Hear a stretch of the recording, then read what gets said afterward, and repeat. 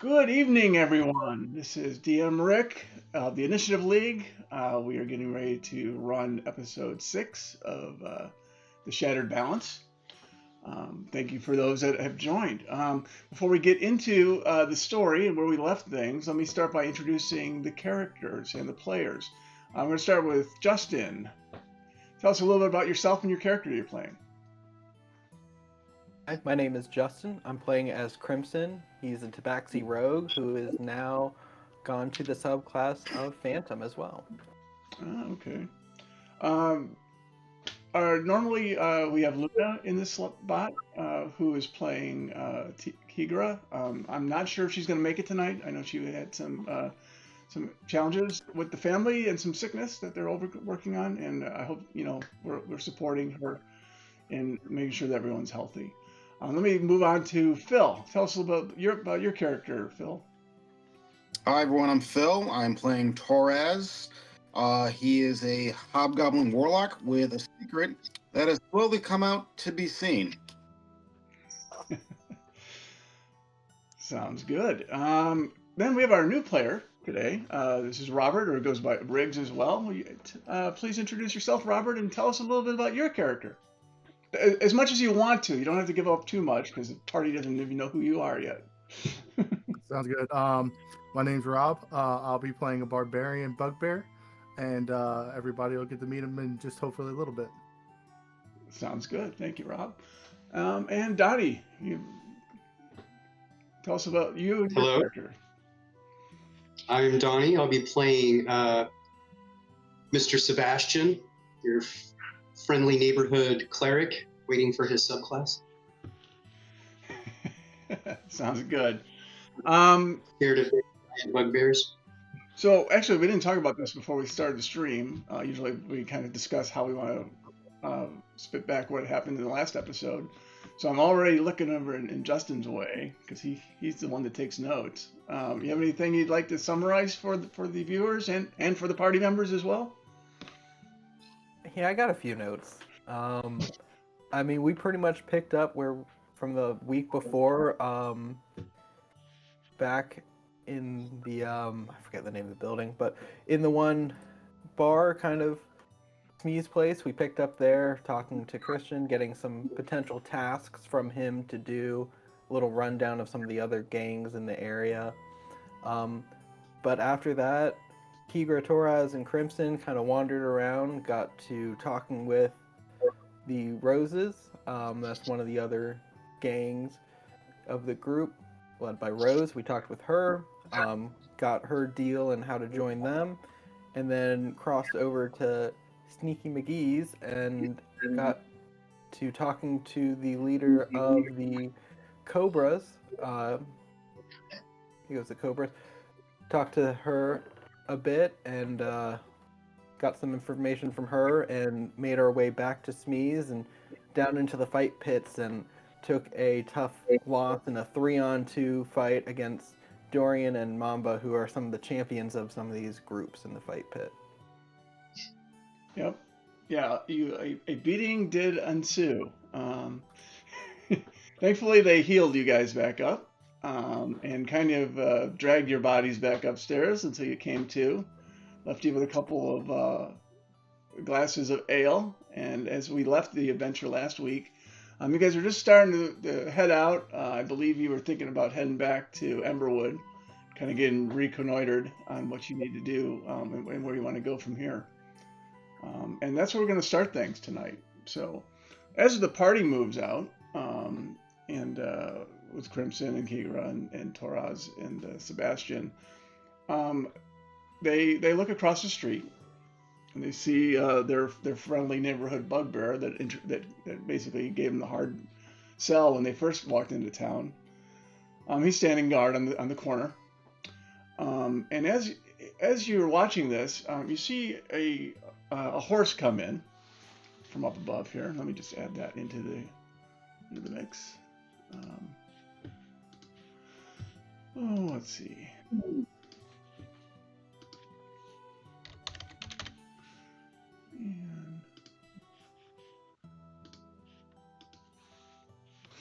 I see a big draft horse walking down the street.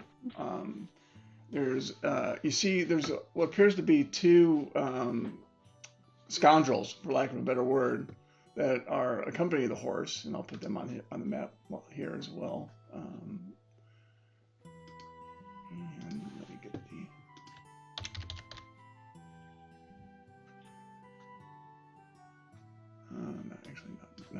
Not scoundrels. Those are a little too strong. Go to the old bandit. Always count on them.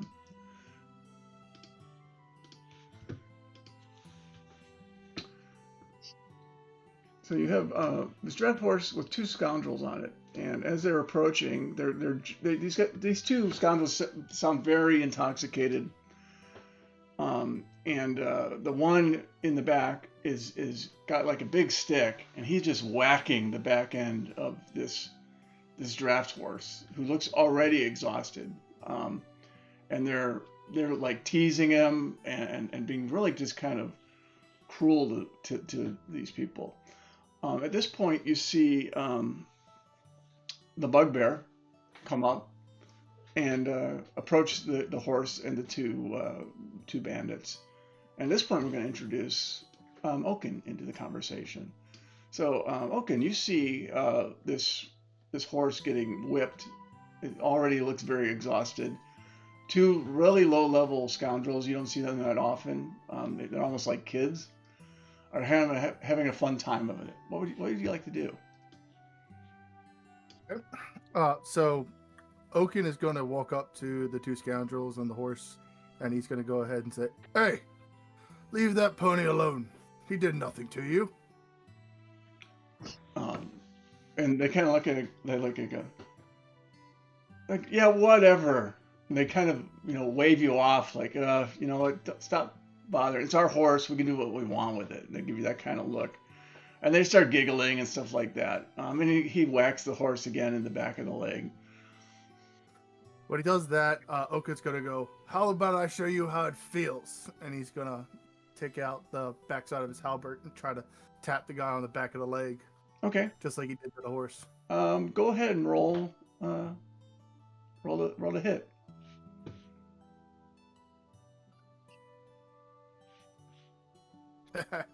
Okay. So they kind of see you and are a little surprised to see the weapon swinging, and they quickly kind of move a little bit out of the way.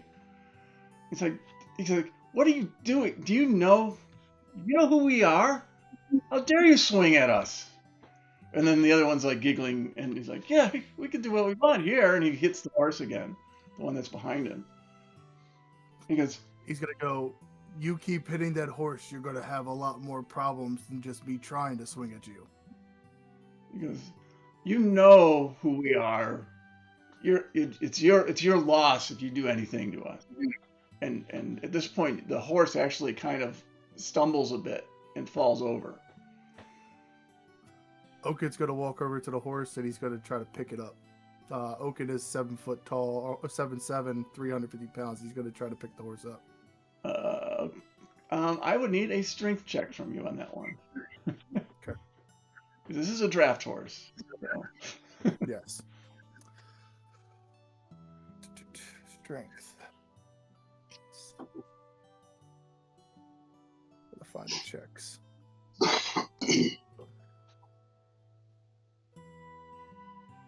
Oh, on your character sheet, you just there you go. Oh, okay.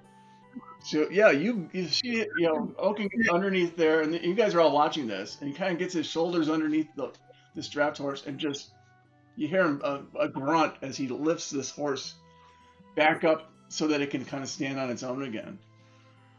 And these two kids are looking at him a little scared, and they just take off. They run off, to a different out of the picture over here. They run past the front of you guys, Crimson and Kigra and Torres, and off in the direction of off of the screen, and they're really kind of scared. So Oaken is who's by the horse now. I'll move you up there, assuming you want that to be. Oaken's going to be petting the horse and talking to him and saying, "It's okay, pony. Don't worry, they won't hurt you again." And then as you do that, another person comes out of this building that you were standing guard near. Let me get him in here.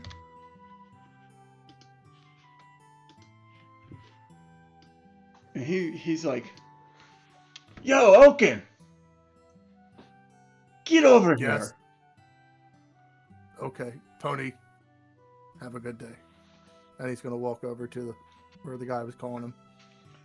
Okay. Are you able to move your? Okay, you can. Yeah, you can move. He goes. How many times do I have to tell you? Leave those kids alone. I know what they do is horrible, but you know what?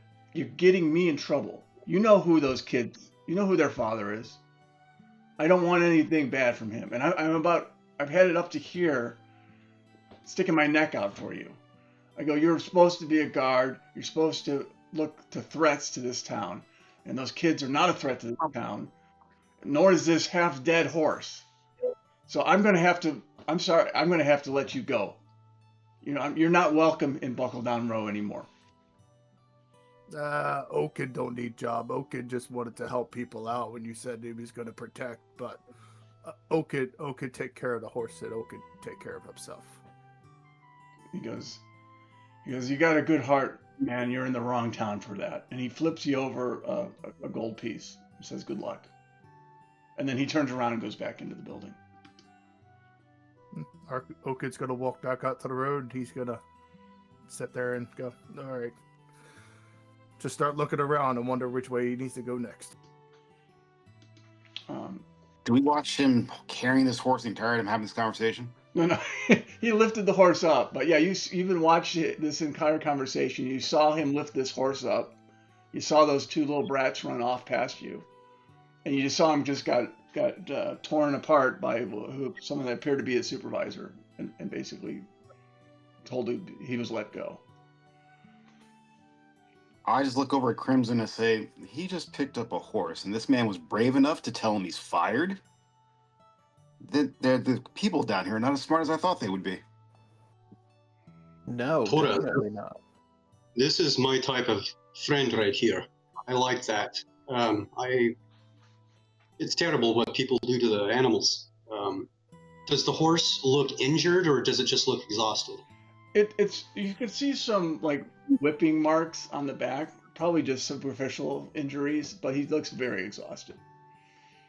I would like to approach Oaken very, very, very tenderly because he's like well over a foot my size, and I want to offer to heal his horse. My friend, Oaken, go ahead. can I help you and your new friend here? He looks a little hurt. Do you know medicine for horses? I pull out my I realized I had him hidden the whole time. There's the horse, magically shows up. there he is. I pull out my holy symbol and whisper under my breath and use a channel divinity to add divine spark to give him 1d8 of hit points. Okay. Go ahead and roll for those hit points. Oh, good. Well, the horse seems very refreshed, and he actually is heading actually in the direction of Oaken, and he's kind of nuzzling up against him. Thank you, friend, for helping Pony. Pony, he's gonna pet the horse. Literally, the horse is probably his head is where his chest is. He's just gonna pet him. He says, "You need to go find new friends. Oaken can't carry you all the time." I'm going That's to lean when- over to Toraz and say, sounds like he's looking for a group, and after my stellar jumping performance in the fight pit, wouldn't it be bad to have maybe another person on our group that's a little more strong than I might be? Well, we definitely need somebody to pick up and catch you just in case. Yeah, that's going to happen a few times, I'm sure, so... Yeah, Great. Another person to muscle me around. Great. Then I look at Sebastian. Ah, your god actually helped you this time. Hello, I am Toraz. This is Sebastian, and this Nice is to meet Crimson. you. Nice to meet you all. I am Oaken. Oaken, nice meeting you. Who were those kids that were beating up this horse? I don't remember who they are. I just know I wasn't supposed to pick on them, but if they pick on the horse, I've got to pick back. How long have they been doing this? They've done it to a horse. They've done it to a dog. They've done it to some wildlife. I've only been here for a few days. Why is it they try to protect these little scoundrels? I think it was the guy who hired me. I'm not too sure. Like I said, I've only been here for a couple days, and they said they needed somebody to guard and protect this house behind me. But it wasn't a job for me. Well, maybe we You're should have hard. a conversation with your old employer. Sounds good.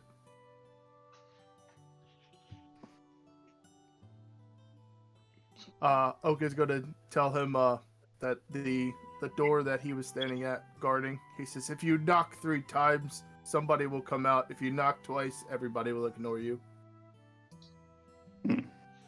I will go over. I will form my mage hand, and I will knock 3 times like Oaken has said. On this door here? Yes. Okay. You knock on the door. And let me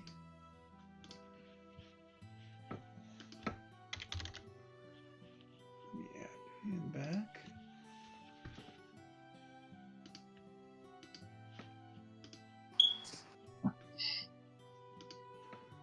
And a different person actually answers the door. And he's like, yeah? Who's there? Oh, it's just me and a friend of mine. Would you like to come out and have a conversation? Or can we come in? A and talk? wave. He's like, he goes, what's that guy doing with you? And he's pointing in the direction, kind of looking in the direction of Oaken. Oh, you mean my compatriot and my friend? He's trouble. It goes, he doesn't, there's a way that things are done in Buckle Down. And I'm sorry, but the life of an animal isn't worth the headache that he's created for us. What kind of headache could a gentle soul like him do? He knows to leave those kids alone. They're well connected. I don't want. Who are those? Who are those kids? He goes, somebody that doesn't come here that often, but when he does, he brings trouble with him. Does he have a name? His name is Lawrence, but he goes by Kibble. Kibble? Kibble. So he's a dog. Or he's lunch. He's like, oh, That's. don't let that name fool you. He can bring armies our direction if we want, and we don't need that kind of headache here. Is he affiliated with another group? Like, how can he bring armies here or whatever? As in a howling dog. Is he part of that howling dogs? Well, I wish we could control him better that way. So with all these different organizations and clubs and gangs, you let this man named Kibble run you ragged? We don't want to face his army. He leaves us alone when we leave him alone. But you'd rather lose out on useful animals than a great man like Oaken, even if he is a lowly bugbear, but a great man nonetheless.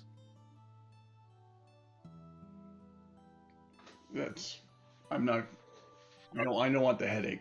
I'm sorry. And he goes, I gave him a gold piece. That's more than we usually give people that we don't know that we choose to part with. If you understand what I mean, and you see him grab his dagger. Fair enough. If he were to, be associated with us now, is that any issue for you if he's here? Not your responsibility if, gets up to something protecting people or animals. I don't need him here today. I need a headache. Maybe in the future you can come back, but I don't need him here today. Please be on your way. And he looks at a couple. He goes, "Oh, you guys were the ones that got beat up bad in the pits just a short while ago, eh?" I look him right in the eye. We did not lose.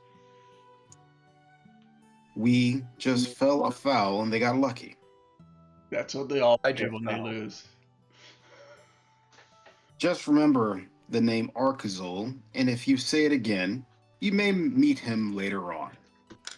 Okay, I'll add that to the list of names I'm sure I'll forget by tomorrow. I give him a death stare and my eyes turn red. Can I roll for intimidation? Okay.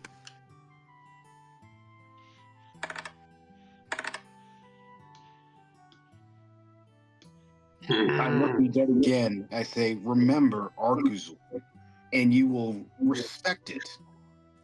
And he looks at it and he just quickly shuts the door.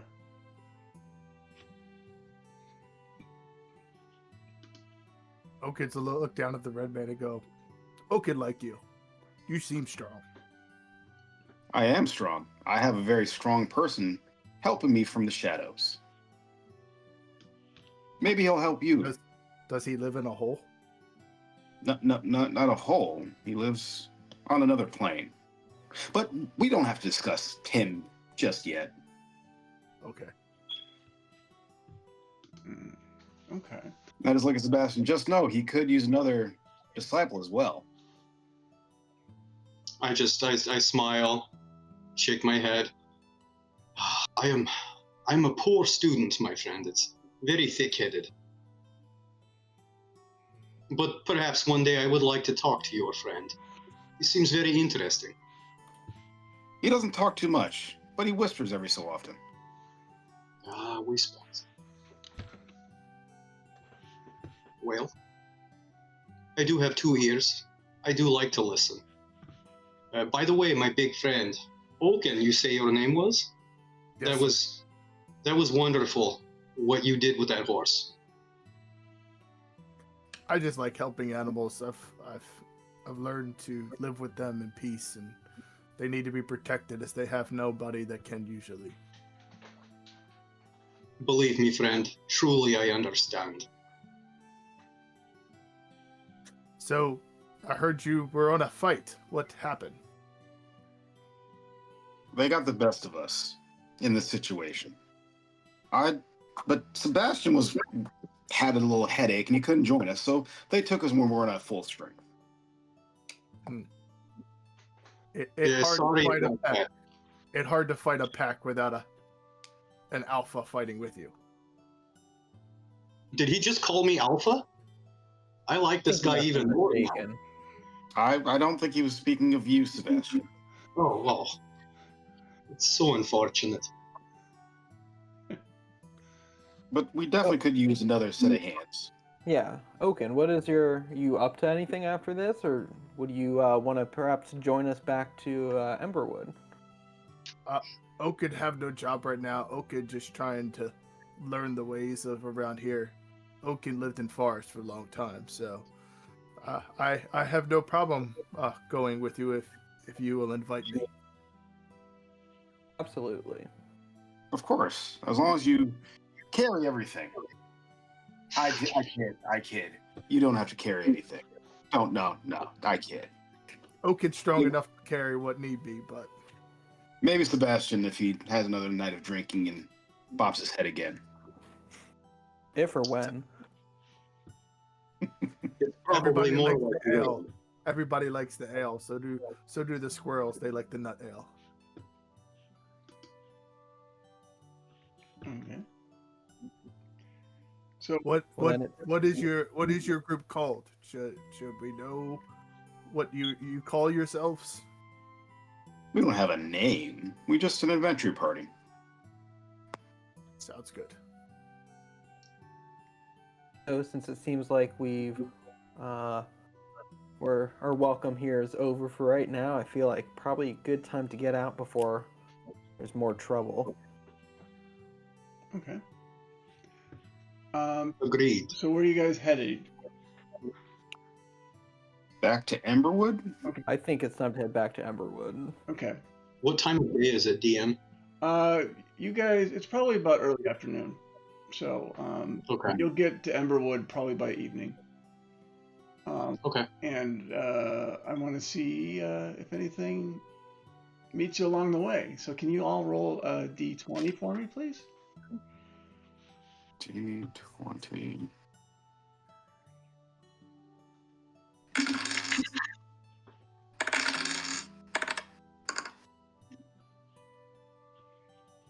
Okay. So after your first hour of going along, and by the way, is the horse with you? Is anyone? And if so, is anyone riding it? I think I'll ride the horse. Okay. And it's a big horse, so you I was more than one of you. gonna say if no one was, I was gonna hop up on it with Oaken Oaken's. will ask the horse if he would like to join us as well. And the horse is he's just nudging you, looking for food. Does anybody have a carrot? Oh, I have rations. I don't have a carrot. Does your horse like beef? I don't think horse like beef. I have some herbs with me, so I'll see if there's anything I have in there. Okay. Sure, I we'll think be I'll able to find find stuff back in Yeah. Emberwood too. I think I have something on me for him. Okay. So after another couple hours go by, you see nobody actually is on the path with you guys during that you're aware of. It gets a few more hours go by. Can I have you guys do that D20 one more time?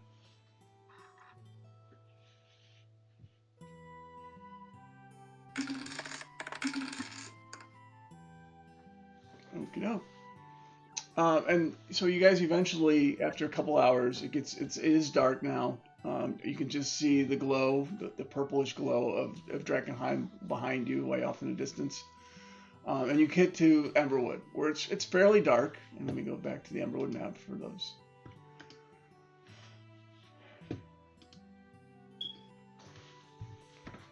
And you're back.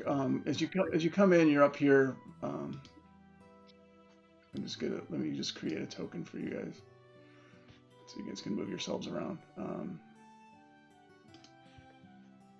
Let's see, where'd that go? Oh, there it is. There's a little yellow. Let me make it a little bit bigger, so you can see it. There you go. So right by the bridge, there's a yellow dot. You guys have you have control of that. Yeah, you guys can control that token location now as well. As you go across the bridge with your horse, you notice a young boy who's standing over here near these bushes, right, roughly there.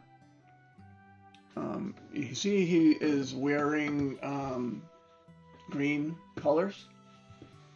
Right next to the watchtower area where you had been told that the Hooded Lanterns do their training. Actually, you observed it at one point when you're doing your initial tour with the young lady. And he's trying to wave you guys down. Crimson will walk over and go talk to the boy and say, "Are you looking for something? Do you have a question? Need something?" He goes, "Are you guys adventurers?" And he's looking around to make sure nobody kind of sees him talking to you. "We are." He goes,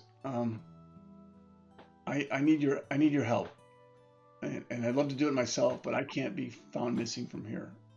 I have money. I'd be willing to pay but I need your help. My name is Ansem, by the way.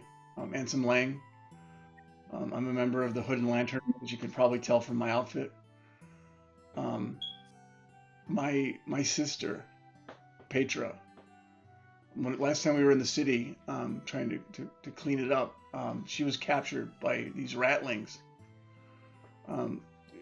They were, we were doing a supply run to our members on Shepherd's Gate, and they attacked us, and they took her away. I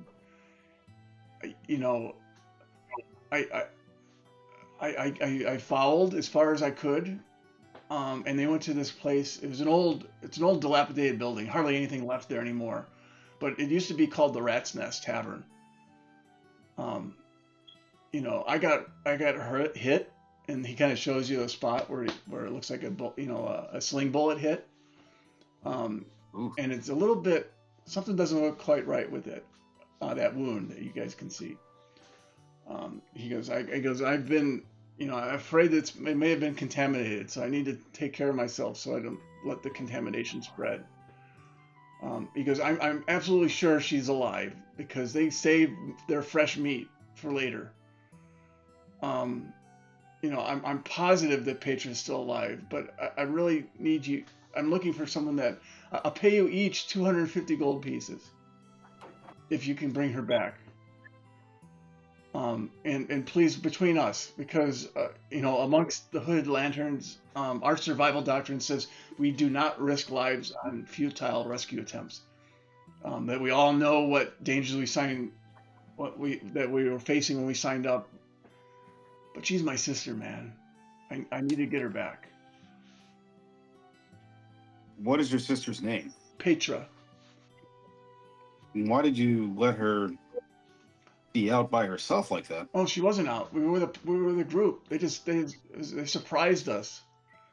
They caught us off guard. A couple of my men had fallen, and by the time I got up, I saw them hauling her away. I followed as far as I could go, but I was in no shape to go down into that dark hole by myself. So, did anybody get hurt besides you? Yes, 3 other men. They're currently treated inside the watchtower right now. He goes, please help. Obviously be careful of the contamination there. If you do get contaminated, go where I'm going next, which is over to Flamekeeper Hannah. She has the ability to hopefully deal with this contamination. And if you do, I promise you, I will put in a good word with our Lord Commander for your help. But again, this is a personal matter. I'm risking insubordination even having this conversation with you right now. So please. I kind of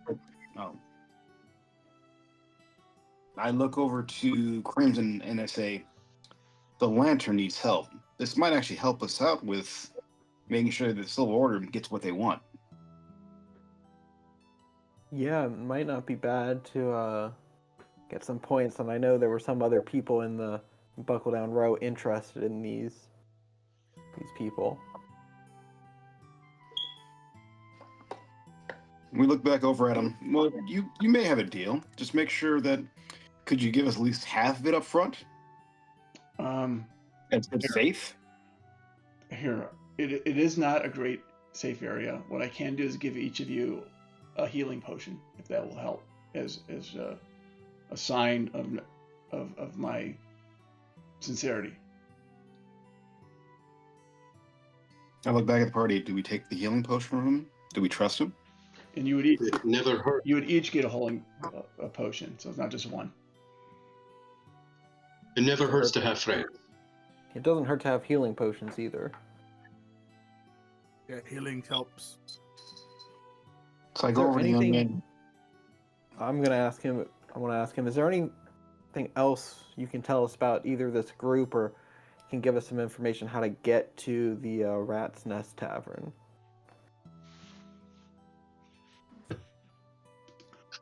So he goes, and he pulls out a map. Actually, it's a map very similar to the one you've seen, Crimson. And he kind of points out to where the Rat's Nest Tavern is, which is kind of on the north side of town. He goes, this whole area was really was the bad part of town before the meteor came. Didn't make it much happier afterwards. At least that's what I was told, because the kid only looks like he's 10 or 12 years old, so he probably was born after the meteor strike. And he's very young for somebody that is the hood lantern. But he's like, so he shows you a similar map, and he kind of points out where the location of the Rat's Nest Tavern was on his map, because this is as far as I got before I had to come back and get myself treated. He goes, I really appreciate this, and if anyone asks why, please don't tell anyone that you're here because I asked you to come. I don't want to get reprimanded by my superiors.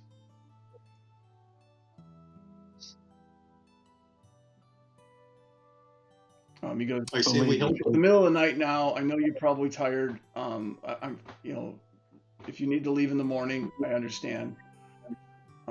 Just please, I don't know how long they're going to keep her as fresh meat before they start getting hungry. Oaken will say, Oaken thinks we should. Can you say that one more time? I cut out on me. Oaken will tell him he thinks we should help him out. We should do it if everybody wants to. And he looks up at this giant bugbear and goes, "Thank you, you very large person, you." And he kind of Reach his hand down, pat him on the head. he's kind of like he's just trying to be polite. He doesn't like to be touched on the head. He's like, it gives you that look like you know who I am. But then he kind of remembers you can tell he's remembering his sister and saying, "Okay, I'll just let that go." He goes, so here, How old settle is this down. kid again? I'll see you guys when the sun comes up. I'll be here at the bridge. I'll hand you guys your potions at that time. We look over. Should we go now? It I may think be we further. need to rest first. I need to rest, my friend.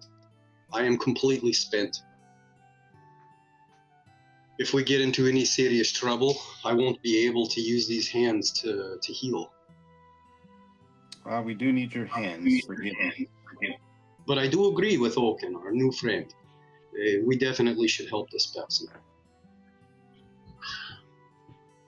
When daybreak happens, we'll meet you here. He goes, I thank you. I will be. I'll be wearing different clothes. I'll have a red vest on. I'll be here. So I'll see you in the morning. Rest up and thank you for helping me and helping my sister. Okay. You guys want to go to your usual haunt? When we walk away, I'm gonna tussle his hair because I noticed how much he liked his head being touched, and then walk away. Okay. He just looks at you a little bit more like he might. Looks more likely he'd bite back, but he's tempering himself. He's obviously panicked. And then you see that wound up close as you get close to him, and it doesn't look that good. He needs some help. It's almost you almost see like dark veins kind of coming out from the center where the sling bullet hit. Don't like that.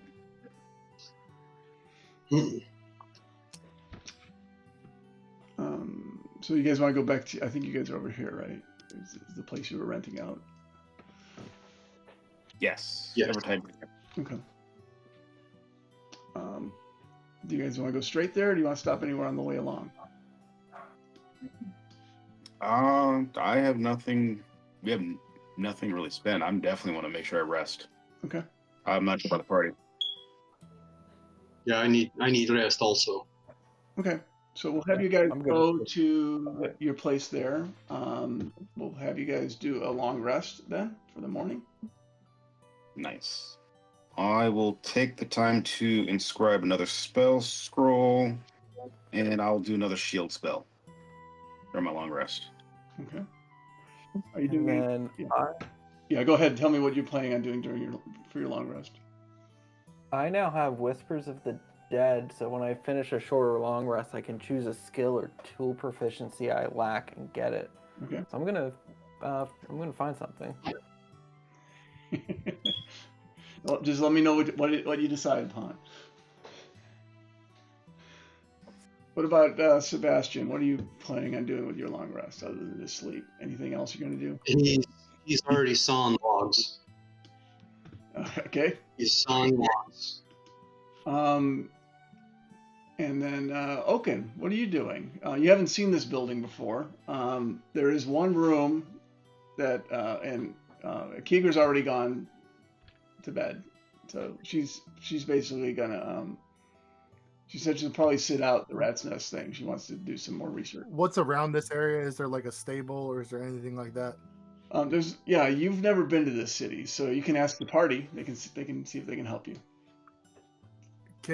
Is there a stable for the pony?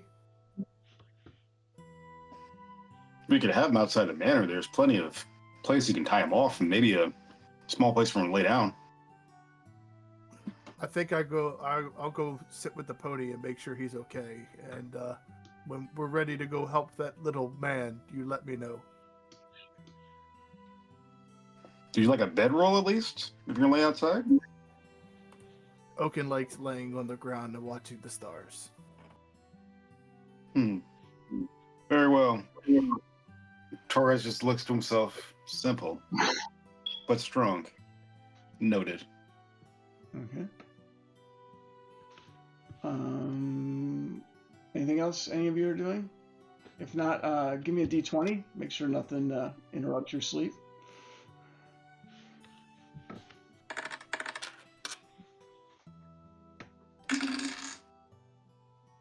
I'm wasting all my good rolls on this.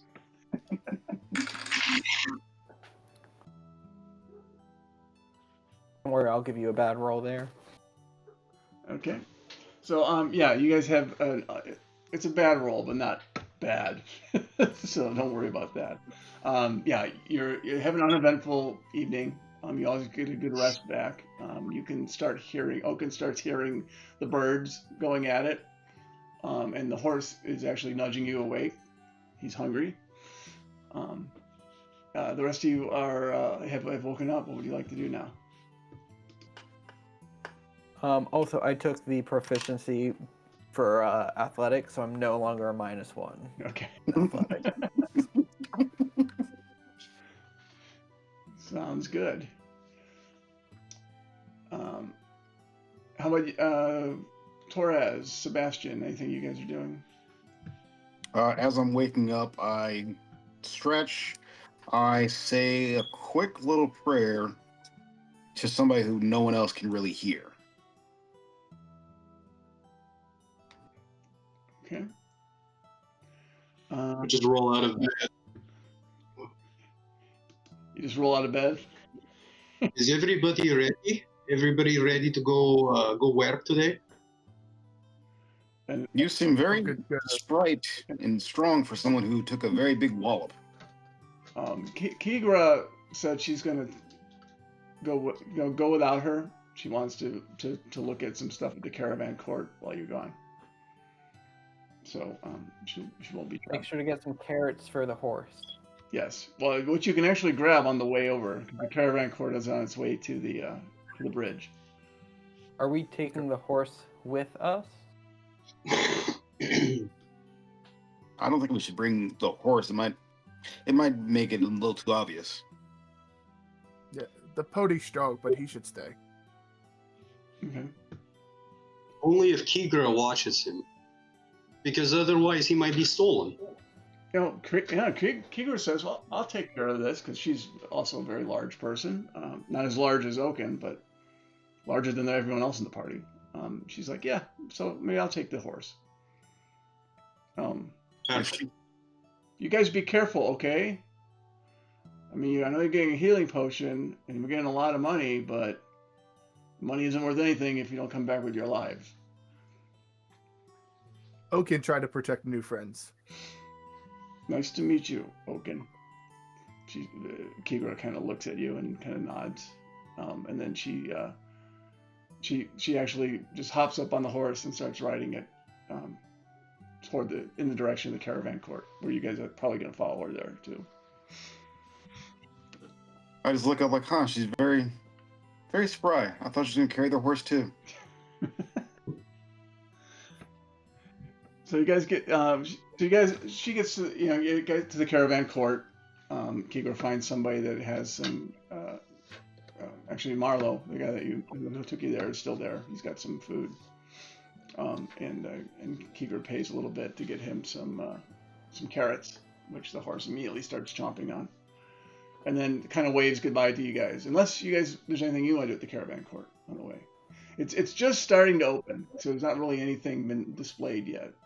You just happened to catch Marlo as he was unloading his wagon for the day. Is there? Does anyone have leather gloves, and does anyone have like glass containers? I think we have one from the one healing potion. I'm trying to sell my leather armor. I know that much. Is everybody sell leather armor too?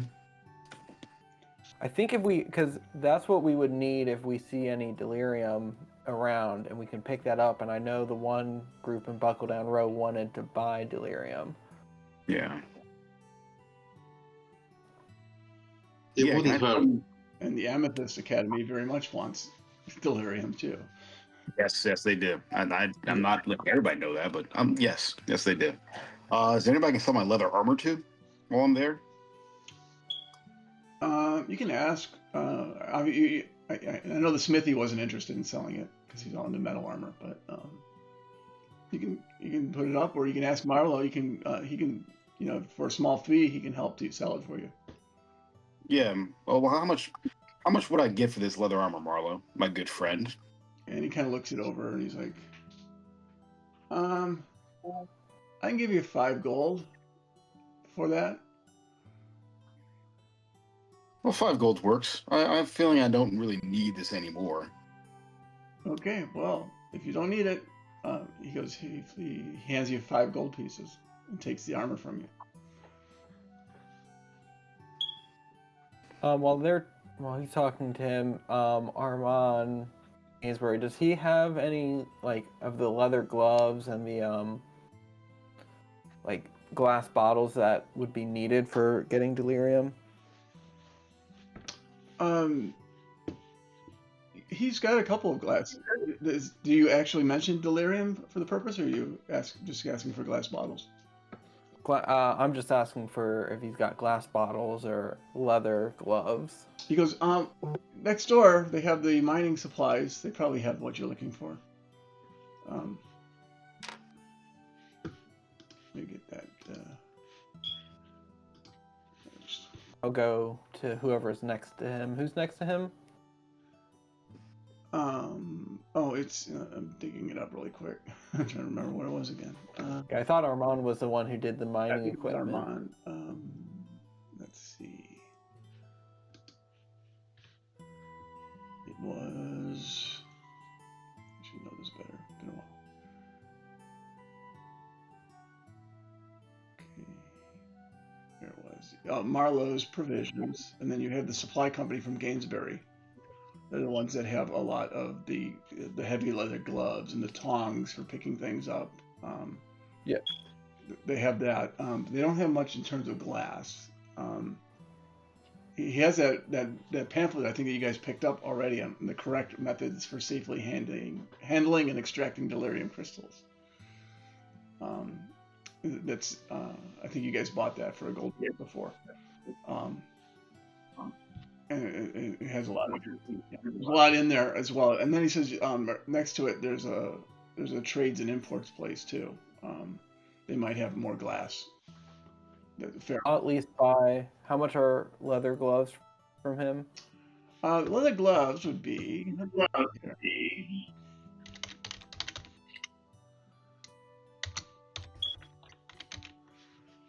Let's see.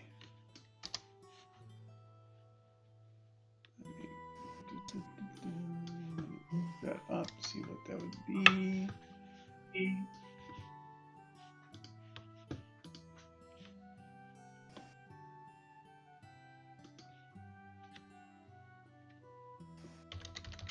I don't see it in the inventory list through Shard. Yeah, I know there's no as well, so I'm gonna make up a price.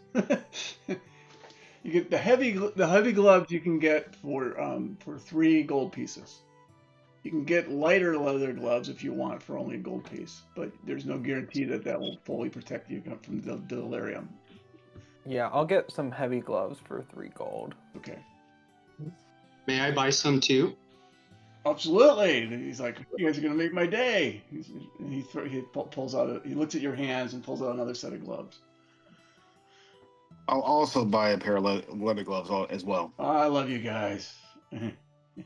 He goes, I'm gonna have to go get more gloves pretty soon. He goes, good thing you got here before the dwarves did. They're always grabbing them and selling and buying it all out every day for me. So they're gonna be very disappointed that they didn't get up early enough today. So 3 pairs of gloves. Is that it? Anyone else? Kind of looks in the direction, sees Keeger's walking the other direction, looks at you, Oaken. He goes, I don't think I have any your size. I'm sorry, sir. Oaken will tell him it's okay. Oaken don't need glove right now. Goes, if you want some, I can make maybe in a couple days I'll have some here for you. But Oaken would like that. If you make me gloves, Oaken find something to trade you. It'd be gold or something else. okay, well, come back in a couple days and I'll let you know what I found or made. Thank you, Glove Man. And then I'm gonna also then go over to Larson and see if he's got some glass containers to buy. Yeah, you go over to the Larson, and he's like, yeah, I've got some. He goes, not a lot, but what do you need glass for? Always good to have a container to, if we need to fill it, bring drink into the adventure or whatever. Useful container. Okay, we have lots of containers. I was curious why you need glass. Have you heard what they put in the plastic containers these days? You don't want that. Glass is the way to go. Okay. He goes, well, anyway, I can give you 3 of them. He looks at you and kind of glances at the party. He goes, I'll give you 3 of them for 25 gold. Very expensive for some glass containers. Glass doesn't blow itself.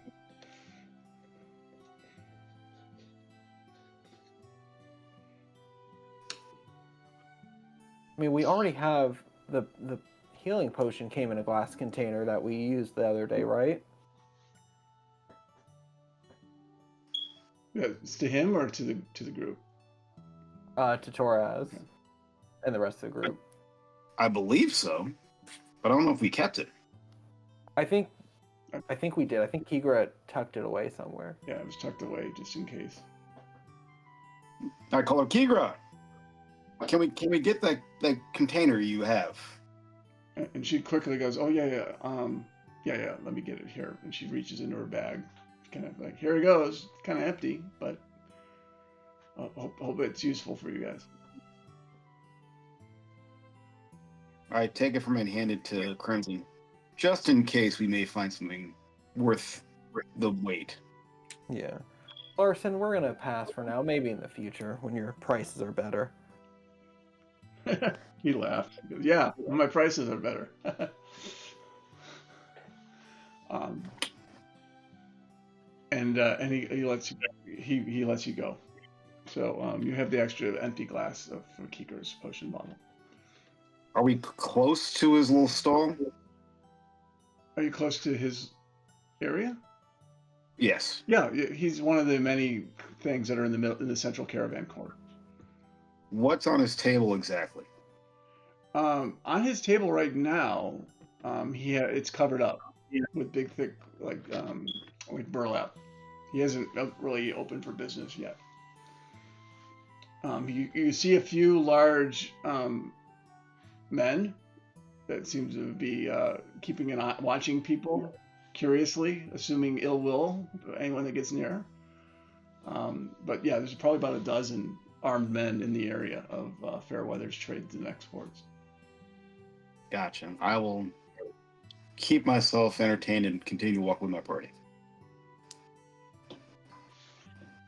Okay. He goes, well, have a good day then. And the other guy waves to Oaken. He goes, I remember. I'll come back for those gloves.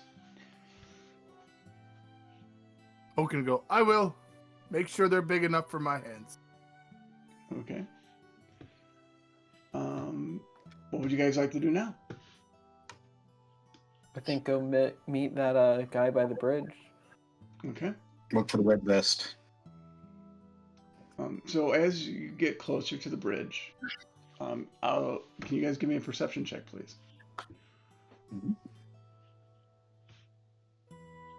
Perception.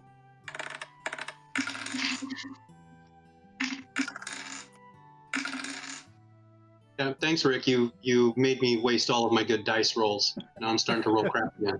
Oh, come on, that's a 10. You guys did equally poorly, or well, depending on how you look at it.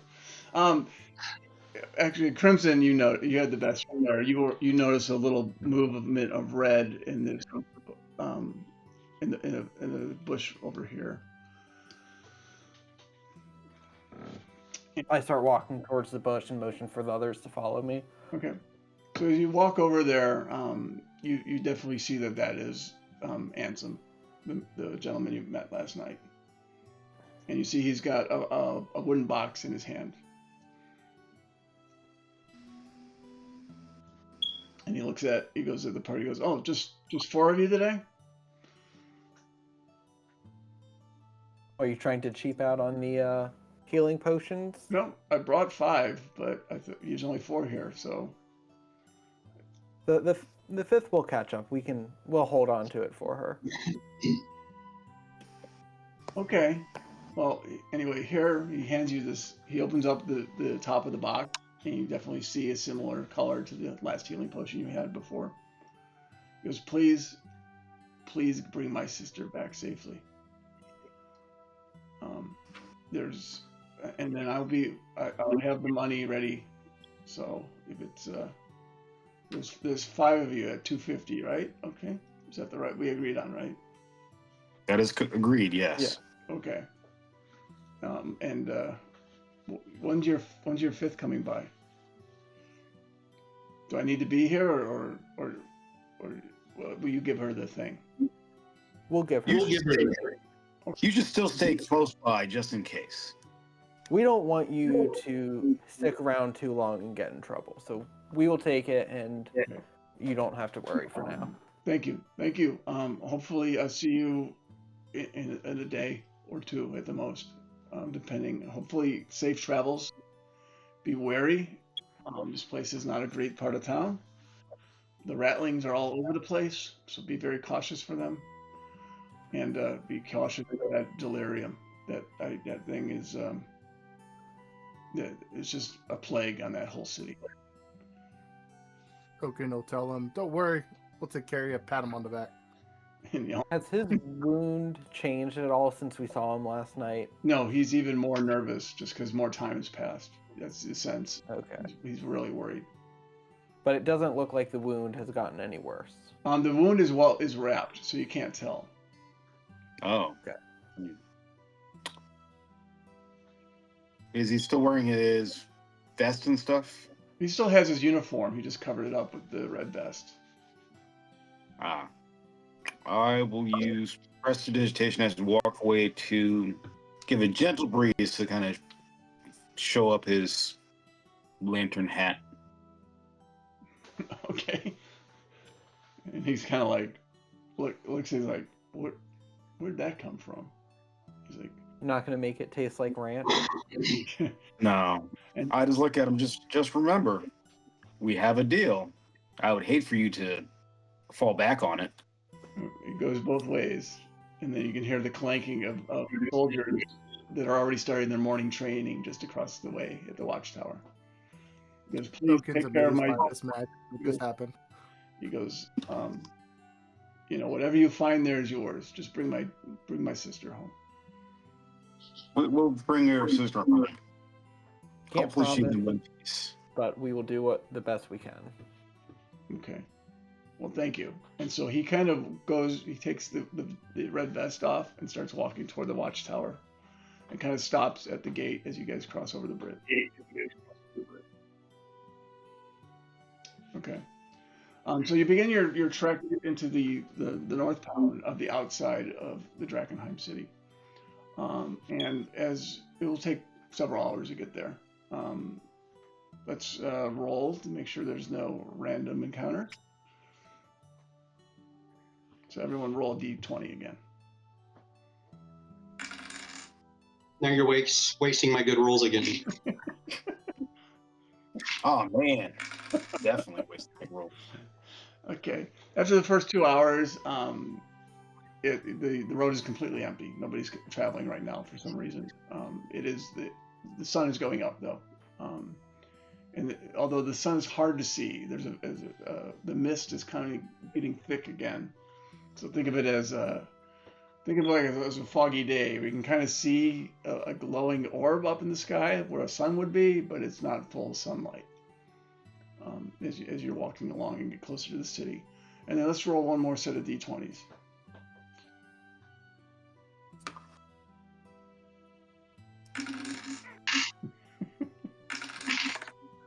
All right.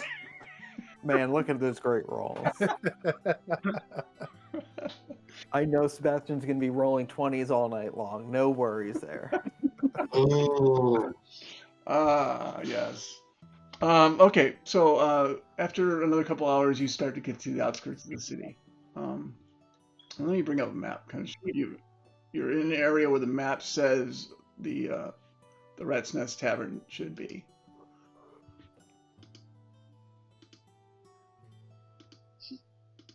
There we go. nice map. This map was made with Forgotten Adventures assets. Was it? Hmm. Yeah, I have those assets. So let me get all the. Man, the city looks way worse than it did the other day when we got here. Big hole in it. And where is? Oh, I need to put her inactive.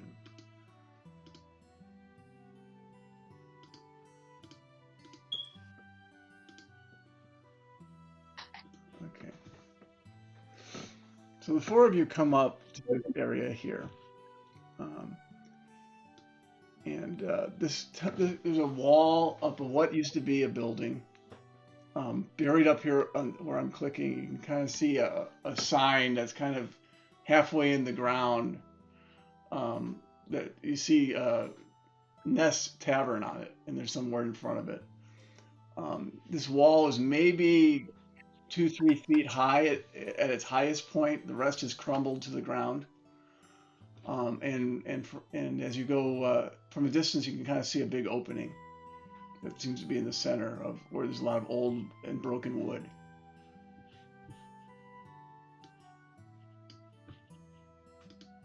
Oaken wants to walk over to the sign and try to pick it up and see what it all says. Okay, I need a strength check from you.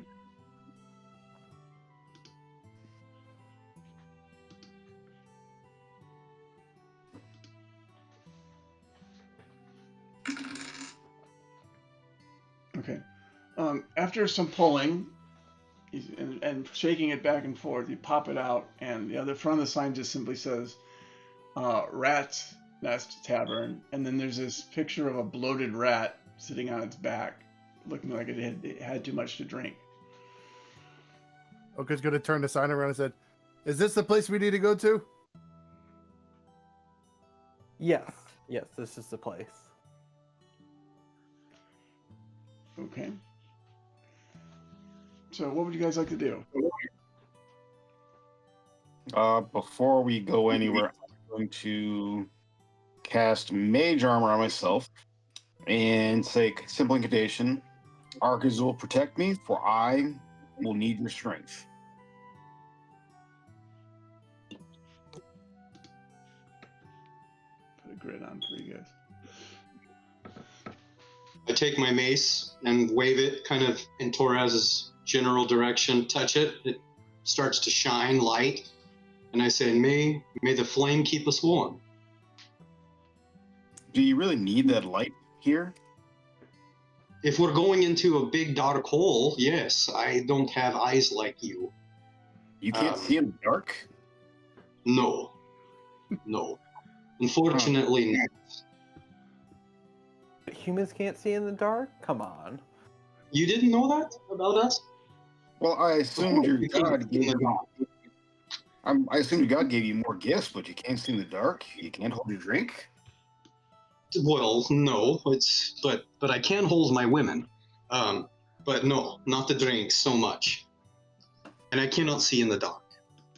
I'm sorry, guys. Now I feel ashamed and embarrassed. That's fine. We should be okay, I guess. We'll make it work. Like, and I'm going. okay, can you see in the dark? Oaken lived in the dark for a long time. Oaken could see everything. There we go. I guess Sebastian, you should follow Oaken. And if your flame goes out. I think I would be best served following Oak, and I agree. Yeah, Very you can large, follow man. me. I grab and feel your arms to test how big your muscles are. Very large. Oh, You need, when you we need roll both strength arms check- to wrap around his forearm. Hold on, I would like to roll a strength check just to lift my arm up while he holds on. Okay, you're gonna blow another 20. Oh no. You don't feel much resistance, Oaken. but yeah, Sebastian's feet are up off the ground. I have just this deadpan look as I look over at Toraz, hanging on his arm. You people always carrying me away. And I let go and drop. Okay. You people. Just wait, I'll pick you up and kill you as well. Oh, what? What the? Oh no! Now I make everyone mad. Okay. All right, girls. Let's take a little gander in this hole. So as you walk inside, this clearly was a tavern. The wooden floorboards on the ground have been almost entirely collapsed into this large gaping hole you see. There's piles of bricks around as well. There's cinders of ash, several burned shingles, broken planks, destroyed furniture, mugs, everything that you would expect in a tavern is all in pieces inside. And then as you come up to it, you see this large hole. Can I get an investigation and or survival check from you all? Investigation. Here I come. Investigation or survival? Survival. I'm gonna go survival because that's better. Okay. Crimson, I guess, is more occupied with all the things seeing around. He doesn't notice anything out. He's not really focused on the hole per se. The other three of you notice what looks like animal scratches and gnawing marks, and little patches of coarse fur. You can see signs of muddy footprints that seem to be going into the hole, and occasionally you see some pretty large rat droppings. How far does the hole go down? From where you can see, and using your infravision, it looks like it's about 10 feet down. It looks like there's a pile of debris about maybe 7 feet below you.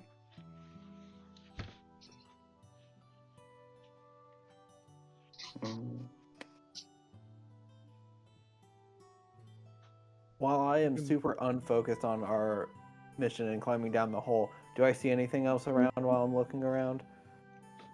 The only thing you see is, you see nothing but darkness and the little purple lights and motes floating by. You're definitely getting some extra haze in this part of town. Can I roll a nature check to tell anything about the scratches and all the droppings and stuff like that? Yep, go ahead. While he's doing that, I'm putting on my heavy leather gloves. Yeah, you notice that they're probably rats, very large rats, and some of the clawing is relatively recent. And you notice what appears to be one small human footprint next to a lot of the rat prints. I like to tell that to the party. Just let them know these seem recent. These things definitely seem like they're territorial around their area, and I found a footprint of possible the sister. Good eyes, my friend. And just so you guys know, like time-wise, it's the lightest part of the day. It's around noon, so.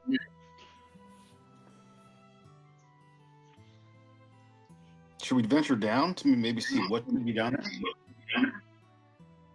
Well, I think we have no choice. If the footprints are leading down into this hole, I think that this is probably where the little lady is at.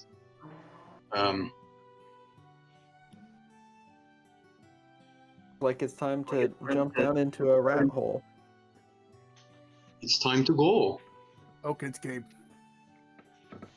Okay. So how Sebastian, are you guys going to do this? I'm hoping that no one just pushes me in the hole. Does anybody have a rope? I have a rope. Ropes. The other, If it, the other thing is, Climb. Oaken is 7.5 feet tall, so he could probably just lay I'm just gonna pull probably down just and grab one to the land on side. top Like, of the yeah, pile. Yeah. yeah, I was gonna say that's what I'm probably gonna end up doing. well, I definitely need help getting down into this hole because I look over at Oak and I will not be carried. I can just imagine he'll just reach up and just let me jump in his arms or something to get me down. Sure. Okay, to catch you. So Oaken, if you're going to climb down, just give me either a strength or an athletics check.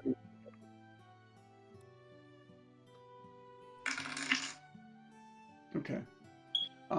You have as you get over the edge, you find a pretty good area where the wood is pretty firm, and you're able to stretch down while holding on until your feet hit the top of that pile. And so now you're standing with your arms up, on touching the floor, and your feet are on the top of the pile in the middle, in that. Okay. And you can tell It's people not that too far down. yeah, it's a little it's semi-solid. You can tell you can shift a little bit, but it's not going. You're not sinking into the hole, into the pile.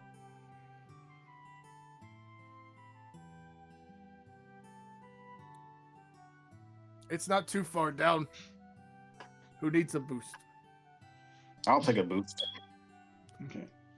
So Straight tech. Oaken plays the role of a ladder. So you got I say either I can hold my hands up there and everybody can climb down, or just like climbing off to my shoulders and stuff like that, or I can just bring them down. I'll climb off your shoulders. You can just pick me up and bring me down. That's fine. All right. okay. And we're Don't tell Kigra. Do not tell Kigra about this. I need help. I reach out to you. I'm gonna grab his hand, just like throw him over my shoulder, and then lower him down. So gentle. So I'm switching maps for you guys here. Let me add you guys into the mix. This is not the best resolution map, but that's fine. Gets the point across. I'll take the It's not bad. grid. The purpose of the map is to track your location. So at the end of the day, any map is better than no map. Yep. So as you get down to the basement here, for those that you have your natural light going, Sebastian, or are you still completely blind right now? I have light on my mace. My mace is out, Okay. and it gives bright light for 20 feet and dim light for another 20 feet. Okay. So you all notice that the basement walls are scorched. They're all made of stone and very scorched. There is rubble and debris that's around the crater in the middle area where you just climbed down. You all notice a very faint glimmer of a purplish color twinkling within that pile. Is it pretty big glimmer or small glimmer? It's very light. How far is it from us? It's underneath you as you climb down onto that pile. I think I- Crimson is going to put on the leather gloves and kind of start trying to dig or reach in for it. Before you dig, I want to cast my mage hand so I can at least push it out of the rubble. Okay.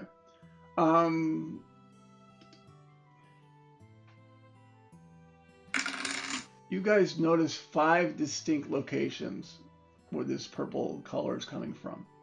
And after a little bit of examination, you find very small slivers of a purple crystal.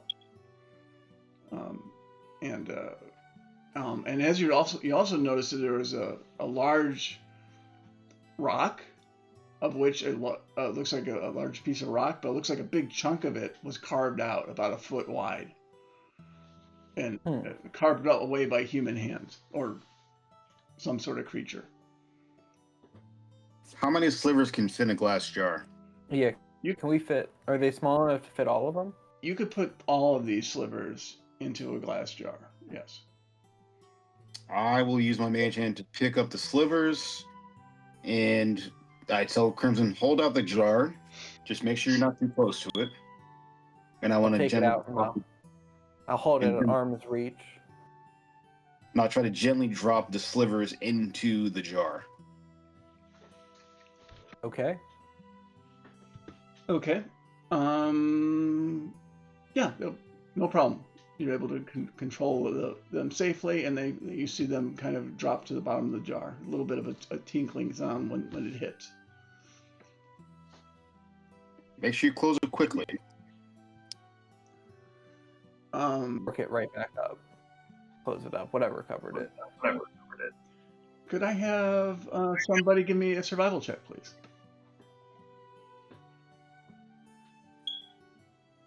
Anybody that's just going ahead and trying to mess with it, or everybody? 22. Oh, God. Oh no. You did not try. Well, everyone other than Torres does notice muddy drag marks in the basement floor as well, heading off in this direction, where you see an opening.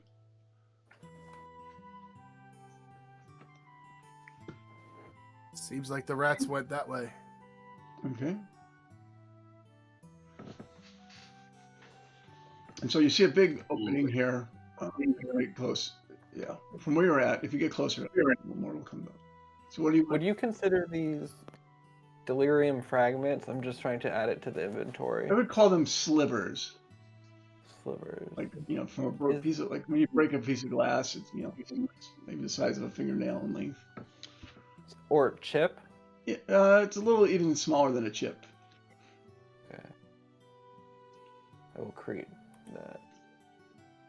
Those things you can never sweep up after you break a glass. The ones that you have, That's what feet are for. You're supposed to catch those with your feet. or hose them off into the sewers. Then again, there's probably plenty of delirium sewers. I'm not sure you want to add any more down there right now. So, okay, so you get closer to this, and you see the path opens. You go into the hole, and it's a very dark passageway for everyone. Well, for Sebastian, although you should be able to see to the end of the pathway before it makes a right turn. I got 120 feet of dark vision. I got 120. How tall are the ceilings in here? So as you walk in, you notice that everything here seems to have been dug out. Doesn't look like this was actually so any tools were used. It was all done by hand, it looks like, or claws. You see lots of claw marks. They're made out of what looks to be a very packed earth or clay substance. There's a little bits of loose dirt and little bits of stone in it. The passage in front of you is about 5 feet wide. It's only about 6 feet tall, so it's kind of tough for Oaken right now to get down this part of the tunnel. It's got to duck down and walk slowly. Yeah. Yeah, as you walk in, and there's no natural light down here at all.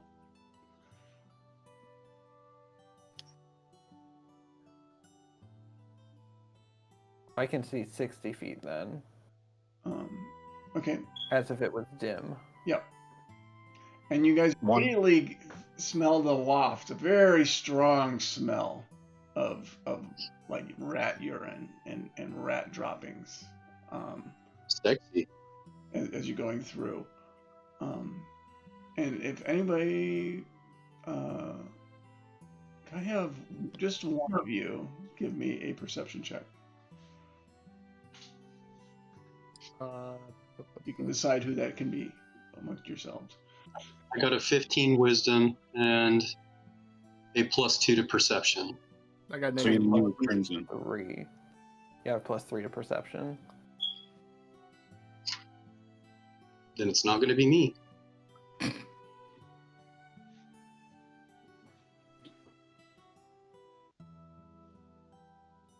anyone have better than +3?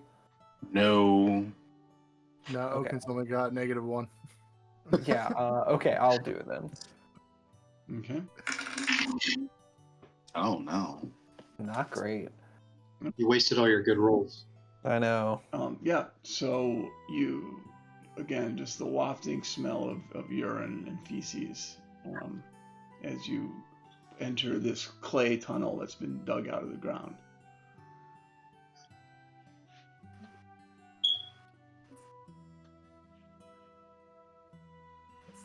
Let me know what you'd like to do. You either tell me or you can move your characters on the map, whichever you prefer. I'll just Keep moving forward. I think Definitely moving slowly forward. Move forward, yeah. Okay, let me update the player for our fans. As you move forward, you see that there's another tunnel opening here in front of you, Crimson. I gotta wait for Sebastian to follow me. So I'm behind. I'm just waiting. And Oaken is taking up the whole passageway, just about, so you can't see the two in front of him. It's not like you can see anyways. Yeah, you can't. You don't notice the difference. You're actually hoping you didn't have light, given what your current view is, Sebastian. Oh no, it's at that level, huh? I was thinking that, but I didn't want to say it.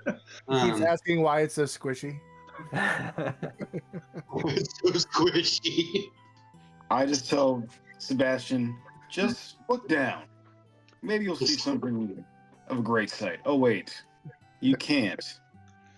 Okay. There's no way to look away. Oaken will ask him. He'll be like, "Do you want to know, or do you want to just keep walking?" So, where you're at, Crimson, I need you to do a perception check right now. You entered an area where it's very muddy and a steep drop. Much better. 22. Okay. So yeah, you know that the mud is just very slippery. You need to figure out a way to secure yourself before you go further. But do you still, Torres, do you still have that rope? I do. Is there something you can tie it off to help us go down this? I get tied off to Oaken. That work? Yeah, The party's Oaken can hold it. party's ladder and anchor. I was gonna say either I could hold it or I could shove a javelin into the wall and try to go ahead and tie it to that. That could work, I would too. say let Javelin tie it to the wall, because I think we're going to want Oaken to come down, and him going with a rope tied to himself won't help him at all. He could jump afterwards. He could. Do you know how deep it is? So as it goes where you're at, you can see a little bit more. Let me let's see if this works. you know, open up a little bit more for you here, Crimson. You see a very steep drop to a very narrow pathway here. It's steep and it gets narrow, so can Oaken fit? If from where you're at, the material that's on the right there. Oops. Sorry. Like there? Wait a second. I lost my picture. Oh, I'm getting a slow network error. Okay. Let me 1 second here.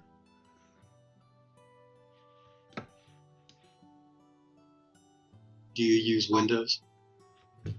No, I'm on Mac here. There's your problem. Oh, come on now, don't do that. Both Windows and Mac. There we go. Now I'm getting no slow network, which means that somebody in my house is streaming something right now. Uh-oh. Yeah, this little thing you see here, Crimson, that looks like it's not made of mud. It looks like it's made of something else, like rocks and twigs and stuff like that. So like a nest, maybe. Mm. Can I see it from where I'm at right now? Torres? Oaken. Oh, okay. Okay. No, you can't see it behind where you're at right. Okay. The only person that can see it right now is Crimson. Torres, if he moves a little bit further, he might be able to catch a little bit of it. Well, I got 120 dark vision. Yeah, I'll call him up and say, hey, what do you think this is? I'll take a look down. What do I see exactly what it is? You think? Give me a investigation check, please. Investigation. Boom. Okay, it looks like some sort of crude trap. You notice that this goes very slippery, and you see a little bit of what looks like a sharp piece of wood sticking out from the mud at the bottom. Well, I tell Crimson, it looks to be some kind of trap that some feeble mind may have put together.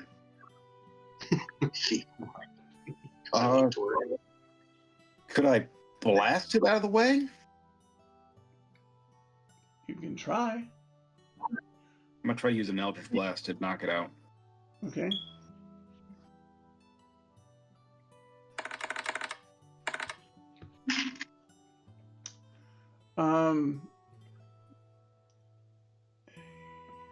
Close. Yeah, it blasts some stuff like a hole in the pile, but it doesn't blast the pile out of the way. You can just see. And then, can I get a perception check from all of you right now?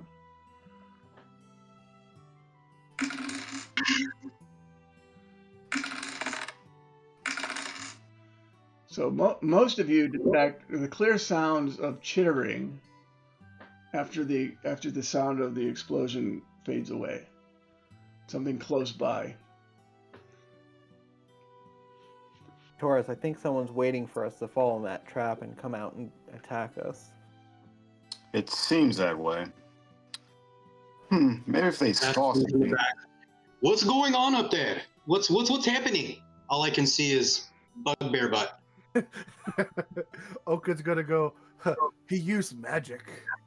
And by the way, when it lit up, Torres, you notice that at the bottom of the pit, in addition to those stakes, it looks like there's a swarm of rats down there. I'm going to use Minor Illusion to make it seem like I screamed from that cube and that trap. Okay. Oh, wrong one. Minor Illusion, not Minor Illusion. I have to say, you went after the mind of that pile of debris. So. Yeah. And you got it too. Don't worry. Let's see. Let me run a check here.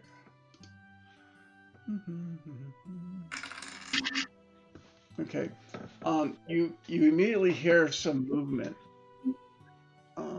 And from what you can see, some more of this area here lights up. So let me just.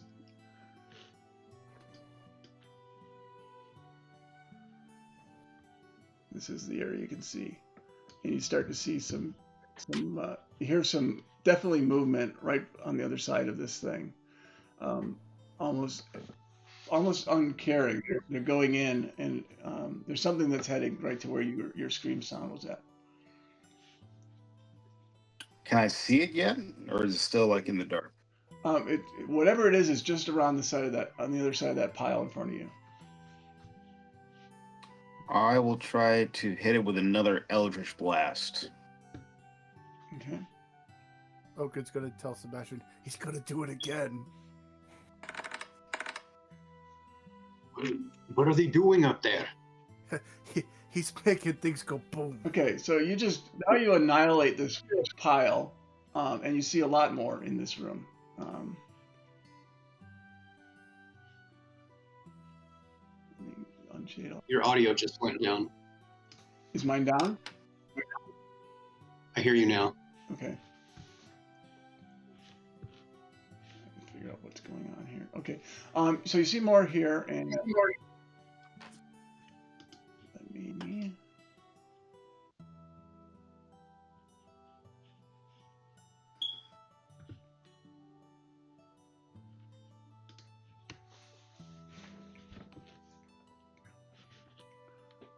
And you start to see some creatures, including all the rats that you saw before on top of that pile. And all the rats just got blown to smithereens, by the way. Nice. Where it's supposed to be. So this is what you see: a couple of these creatures that are heading toward where they thought you were laying down. And with the second blast, they're all covered with like rat guts for the rats that you blasted them with. And we're going to take our break at this point, and then we'll come back up and roll for initiative. No. Dun, dun, dun. Da-da-dum. So for those that are watching, we're going to take a maybe a 10-minute break, 10-15-minute break, bio break, do whatever you guys need to do. We'll come back in about another 10-15 minutes, and we will see where this combat goes. Let me...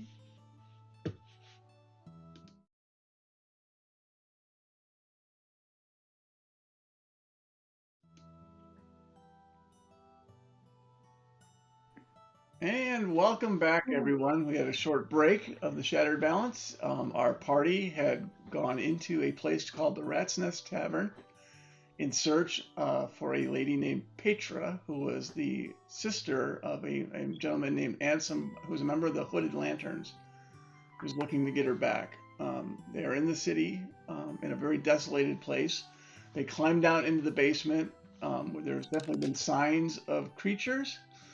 And Torres had found a trap that had been laid and fooled the creatures into thinking he was stuck in it, exposing their position. A few blasts, and he killed a whole bunch of rats, and found basically 5 ratling type creatures in the room looking at him right now.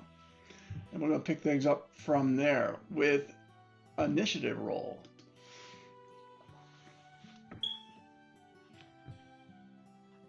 So roll. There we go.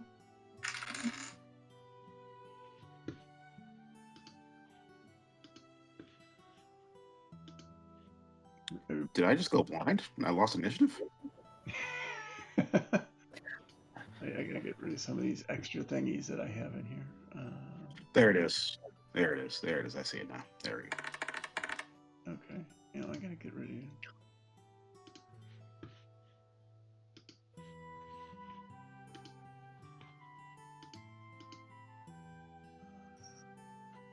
There we go. Try to do that. Okay, let me just clean up the thing. Okay, so what you're going to see happening first is Torres. You actually get to go first here. Nice. They're all still in good health, correct? You're all they're still in good health. Yeah, they haven't been damaged as far as you can tell. Gotcha. I will use my turn to Mind Sliver number 5. Okay. Okay. What is the mechanic on that? It's a no. Int save DC 12. Okay. So let me number 5 do DC 12 int save. Got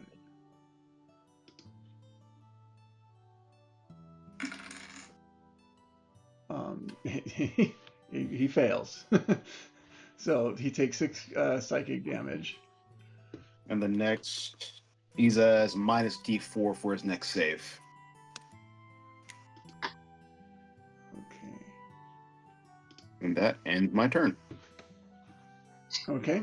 Say, do you Sorry, what was that? say, do you want to move so that way like Oaken can get out of the hole? On your, yeah. Are you gonna do any movement, Torres? Or are you gonna stay camped there and block? Oh, I'm going to move like right here, just to Go to the other direction. You want to go to the right because that's where the sharp spiky things are at. Gotcha. Going to the right. Yeah. For the rest of you, yeah, you might want to avoid this area here. Let me put something there just so you have a reminder. I'll put a little cone in here. That's too big. Let me edit that. It's a big old spike. So yeah, this area here, think of that. You change it to the danger orange cone. Slippery. Avoid that area. Okay, so the next person's turn is actually Oaken, but you're kind of stuck behind Crimson. So what would you like? I'm gonna hold my turn until Crimson moves and then go from there. Okay, so you're gonna ready an action to move. Yep. Okay. So we'll just flip flop. Okay. Sebastian, your turn. I'm gonna hold my Until action also. Oaken moves. Leaving it for Crimson. You're next.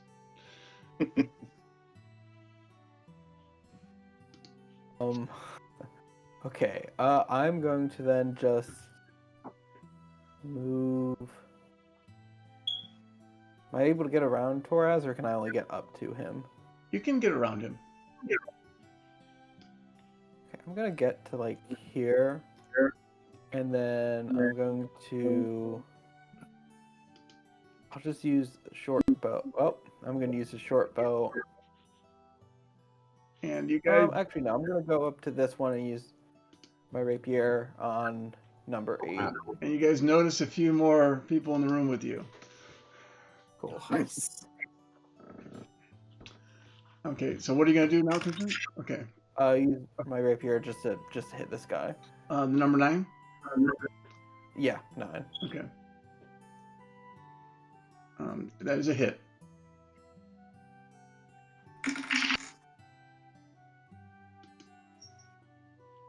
Okay. 5 damage. Oh, wait. Is that what yeah, no, I did that right. Okay, yeah. He dies. Oh. You skewer him. Oof. And then I'm just gonna move rest my movement, just get over here more. And that's it. Okay. Now that these two are available, this number 1 is actually going to attack next, and he's going to go run in your direction, Crimson, and attempt to attack you. And he is going to with it. I'm sorry, he's not going to run. He's going to ready his sling and shoot at you.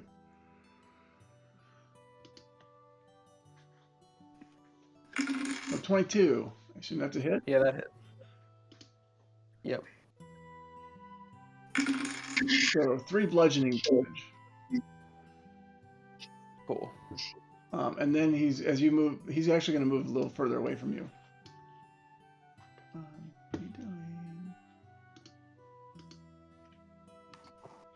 Getting slow network action again on my end. Sorry about that. He moves a little bit away. He's got a. Then this guy here, number. Let's see what you guys are seeing. So the one next to them, the one he moved next to, is going to attack. He's going to run up to you, Crimson, and attempt to bite you. You're an 18. Yes, that hits. An additional 5 piercing damage from the creature. It's on Cool. you. Okay. This one here is readying his sling and aiming at Torres Well, you shouldn't do that. with an 18. I'm going to use my reaction to use a spell scroll and hit him with a cast shield. So I lost my AC to a 20. Okay, then the sling rock bounces off of your shield and harmlessly doesn't impact you at that point. Right there. There we go. Okay, and then let's go back to the bottom of the batting order. This one down here is going to run after Torres, try to bite him.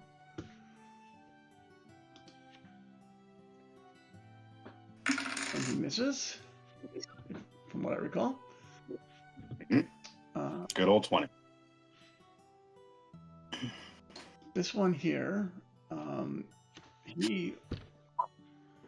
let's see, can he see it? Yes, he can actually see Oaken coming through. And so he has a hand crossbow that he fires.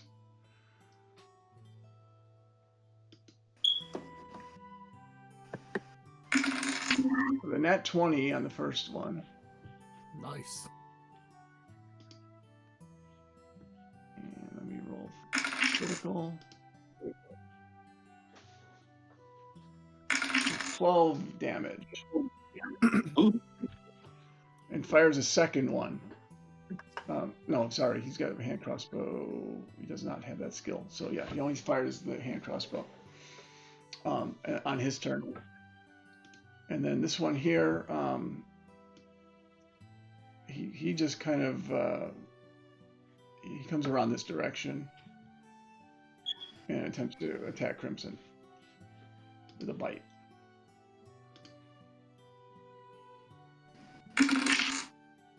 No, Okay, that one. that No. would miss. Okay, now Oaken, you can go. Oaken's now going to rage since he got hit. Okay. And then from there, he's going to go ahead and up. Now, the spot where the rats were, is that difficult terrain, or can we move right through it? You can move through. Torres blasted most of it out of the way. I'm going to move right behind Torres. And then I'm going to swing at number 10 with my halberd. Okay.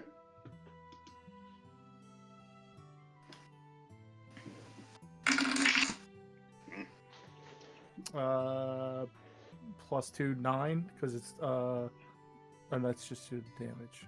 Yeah. No. You missed. Yeah. He kind of ducks. He sees these giant, big, hammy fists come down and kind of moves out of the way. Okay.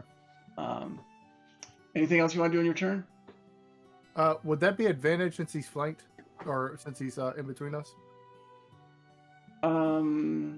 Yeah. I guess. Yeah. I usually do use the flanking. So go ahead and do an advantage on that. It goes both ways though. So That will hit. There we go. that hits. All right. Just click the damage right underneath it. Yep. Okay.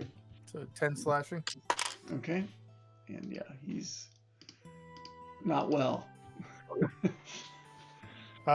So checks.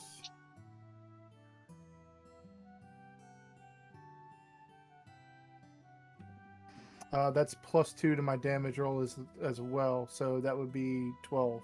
I'm not sure how to add that with my rage on here. Oh, it's okay. He's He's already dead. You just made him deader. Okay. Sorry, I thought you said he was hurting. And that'll end my turn. Oh, he's hurting already. Your turn. All right. As Oaken makes his way through the tunnel and all the dirt's kind of fallen because he's kind of taking up all the space, I walk out. I don't know how many people are out there at this point. Walk out to the edge behind Torres. And I see all the people and say, "You are really in trouble now." I want to cast Bless on Torres, Crimson, and Oaken. Ooh. Ooh, nice. Ooh. Okay. So yeah, you guys can add a D4 to your attack rolls or saving throws. Concentration for up to a minute, and I take a little bit of holy water for my component and sprinkle it out, pouring out one for my friends. Okay. Just the concentration, right? So if you get hit, we gotta. Okay. Correct. Stuff. Am I able to move over here? Yep. Just to avoid that. Okay, I'm gonna Avoid go that over. orange triangle. That's the. I'm gonna go over here where I'm kind of behind Oaken, Okay. but still now I can see everybody. And I'm done. Okay. We go back to the top of the order. So this one over here is going to come running down right in here next to Torres. But he's attacking Crimson. Oh no. So Yep, it's sounds been about right. Swarming him. So let me roll and that was with a bite attack. For a 13. Nope, Which that does not hit. okay. Number 2, just good. He's going to attack you, Crimson. Yep. All's fair, so he's got flanking on you because of number 12 and number 1 on both sides of you. So he's going to have advantage on this attack.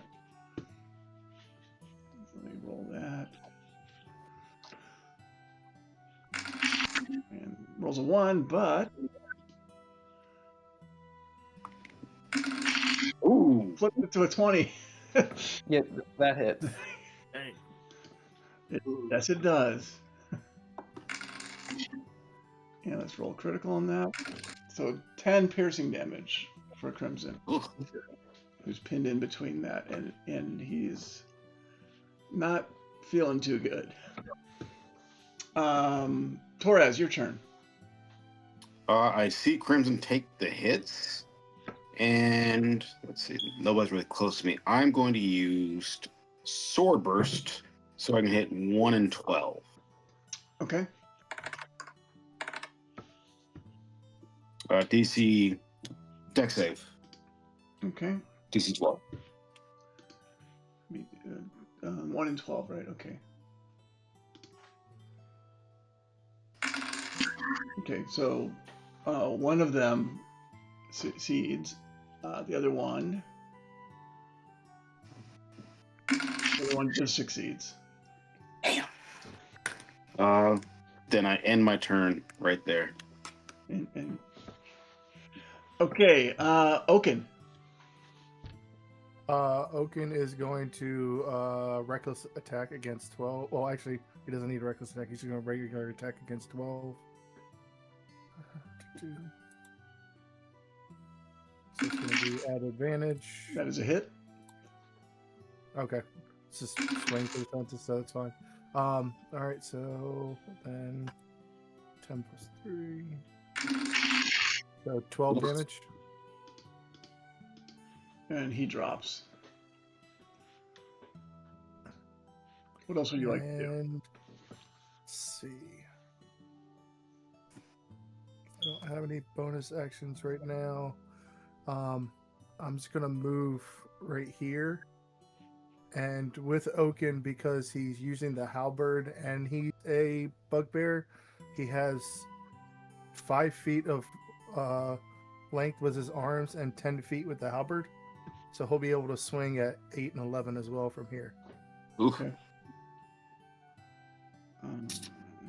And that'll end my turn.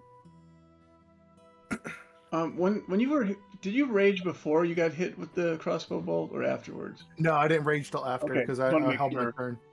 Make sure I didn't miss out on you getting some Nope. damage back. So No, I didn't rage till after because I was holding my turn to get out of it. okay.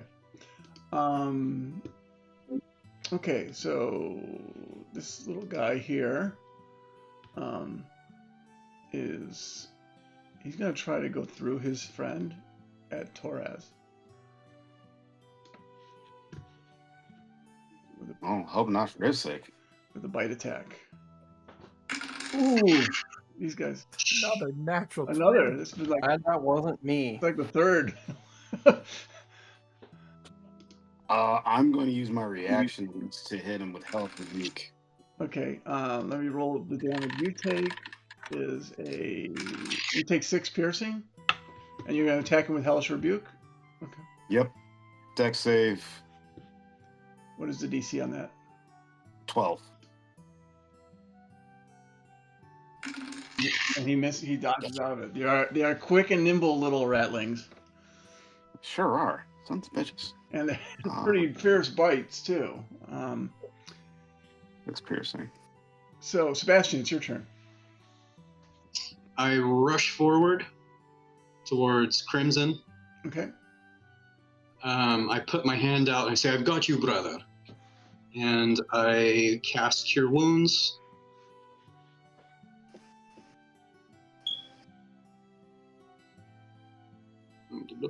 Cast it.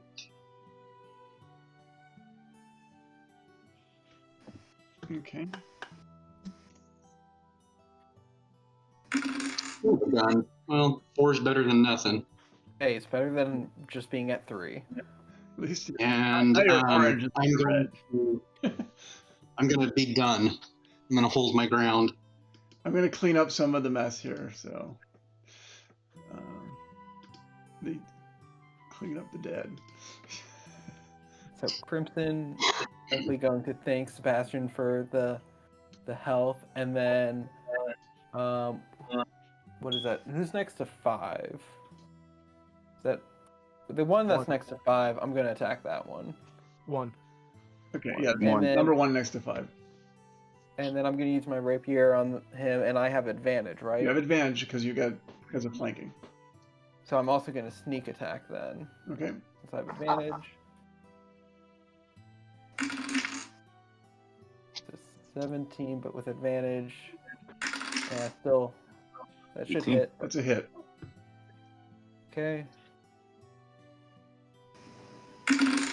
So definitely 13 will take him out.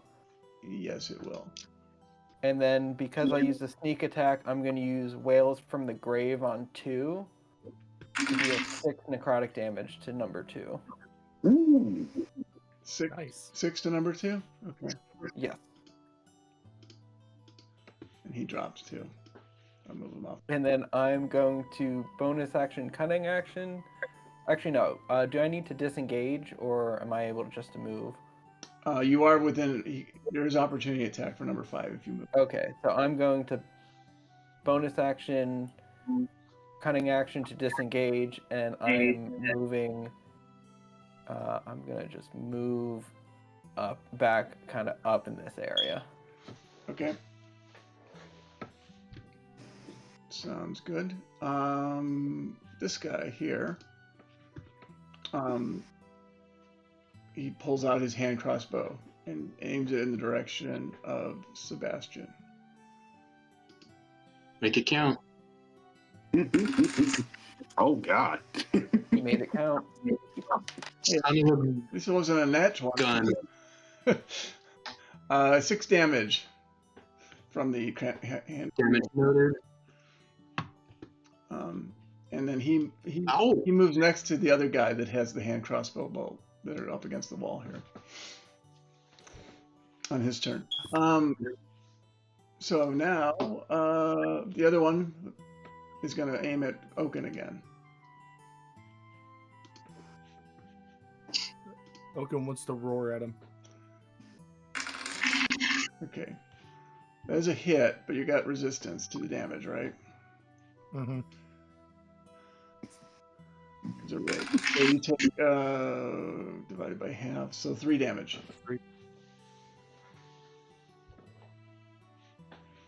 Okay. And then Oaken's feeling it. and then it is. Let's see. Back to the top of the order. It is this little ratling up here by Torres. He's gonna try to bite him again. Wouldn't Torres go before him? Oh, you're No, I correct. think it was- Correct. You're correct. Ignore that. Torres, you go first. Then he's in the. So I had the order wrong. All right. That's one that bit me the first time, right? Yep. I'm going to use my bonus action to cast Hex on him, Okay. and then I'm going to Eldritch Blast him to Putty. Or try to, at least. Try to. You can do it. Oh, my God. Nice. 20's coming our way now. And then roll critical.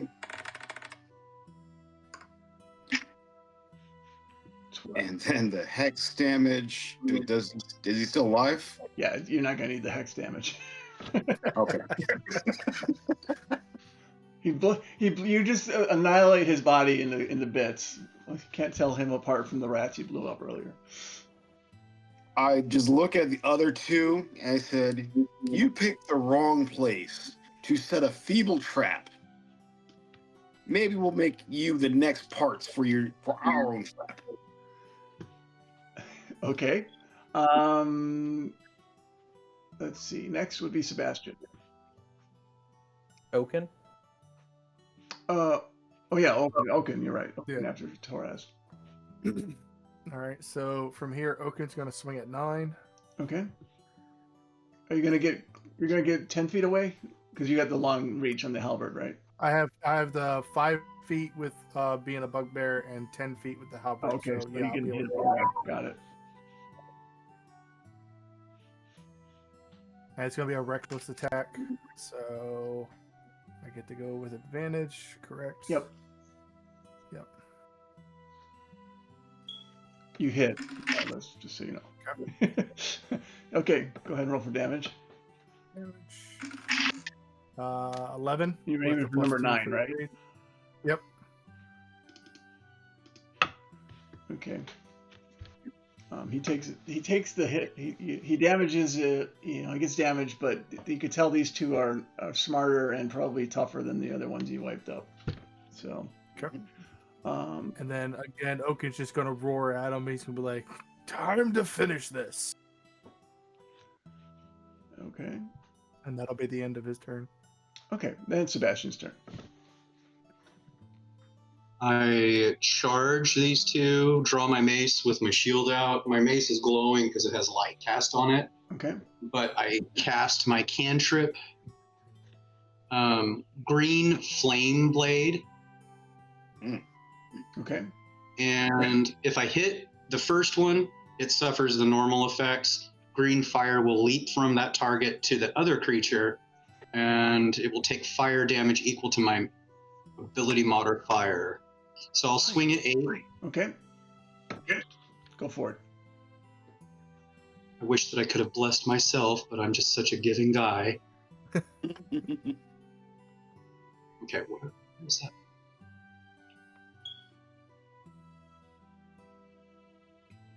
Yeah, you guys didn't use the blesses, did you? I've not. Is it just that's just for the attack roll, right? Yeah.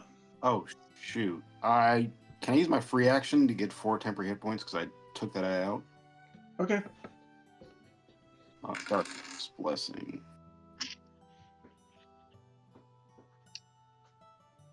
Okay. I assume that's a miss. Yeah. A little bit. I turn and look at Oaken. Oh shit.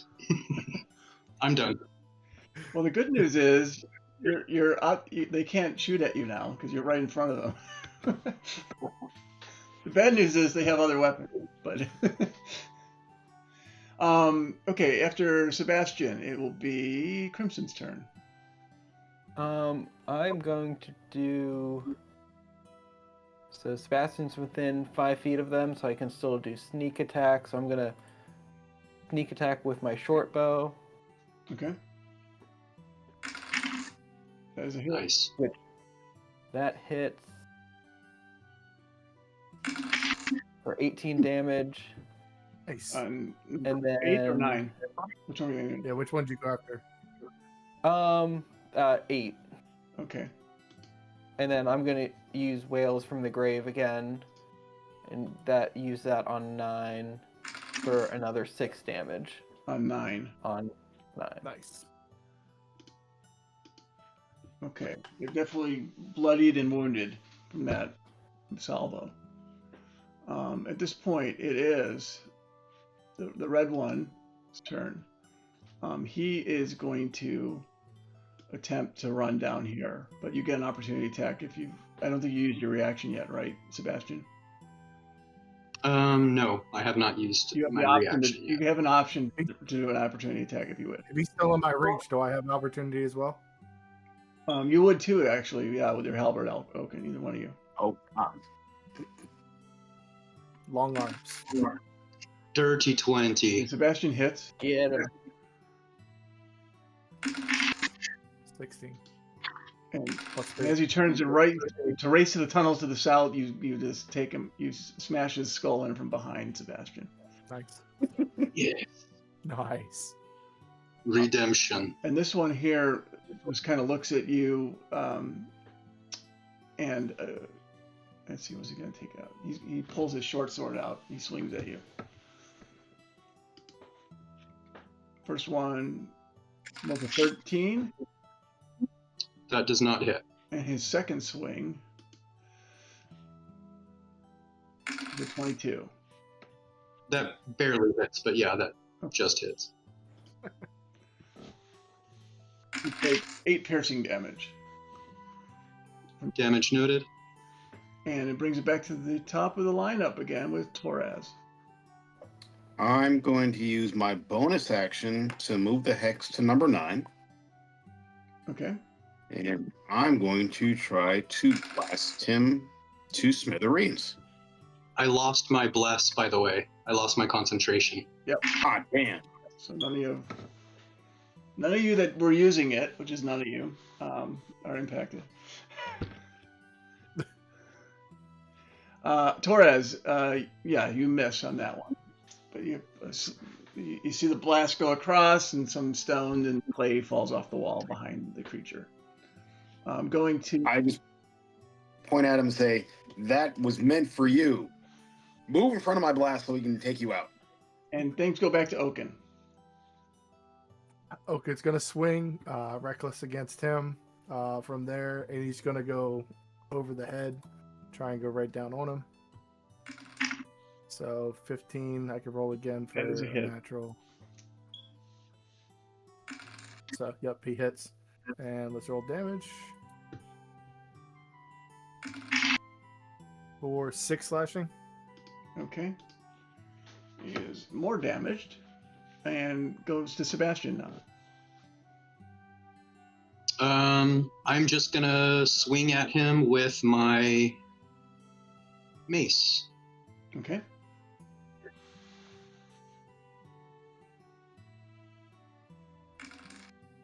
I assume 11 does not hit. 11. So close. If you, Let's go you got a far. bless. Yeah, I don't have no blast. I'm done then. I'll hold my ground. It'll be Crimson's turn at this time.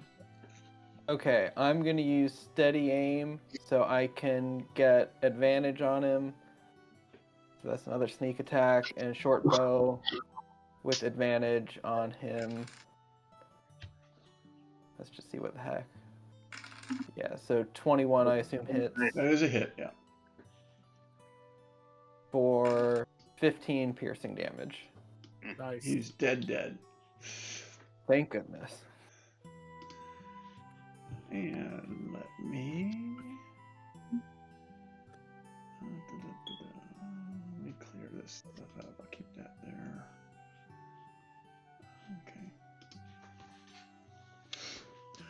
Okay. So I disposed of the bodies.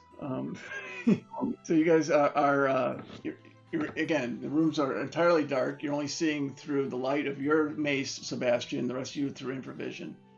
You definitely see a tunnel going to the north, but you also notice that there's a tunnel to the south that those other two creatures are trying to go to before they got taken down from behind. What would you like to do? Now that the battle's over, can I roll a nature check to see if there is, like which way they were going and things like that? Yep. I'm going to, while he does that, I'm going to drink the healing potion I have. I was gonna do the same. I'll do it too. My patron has gifted me some vitality, so I'm good for now. Okay. How do I roll it? I just rolled 2d4. 2d4 Okay. plus 1. Oh, if you take I think the item, if you select the item, then you can. I think let me double check. Yeah, then there's a click link in the description of the item. There we go. That would be easier. No, it's all, and for those, a lot of people, I think none of you have used Stripe before, so it's a learning process. But yeah, once you get used to it, you know where to look. So, okay.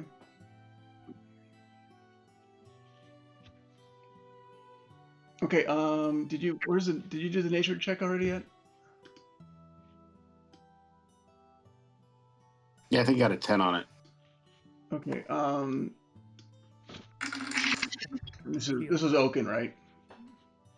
Yeah, I was just healing with the 8. You see footprints going both directions, but most of the footprints you see to the north are actually heading in your direction, versus the one down below seem to be going further. Those are going in the southerly direction. So whatever was up north came down to this path. Whatever was still in there went south. Okay, so it seems like everything is headed south. So I Oaken think we will go say, south. yeah, Oaken will say it seems like they're migrating down south. But what was running up north?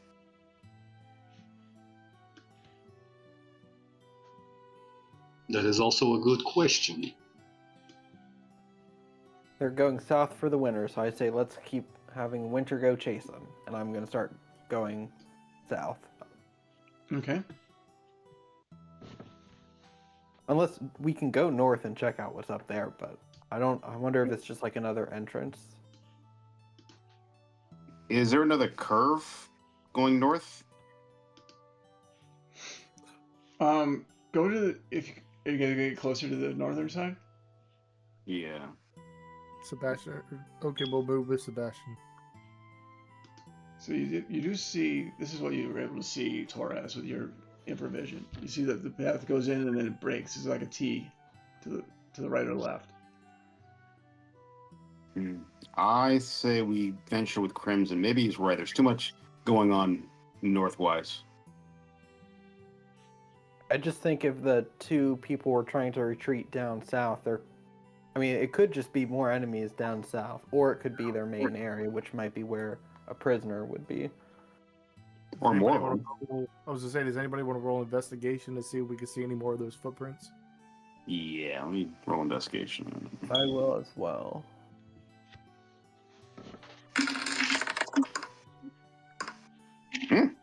I got a dirty 20. 21. Oh, by the way, if you guys want, let me put these in the treasure too.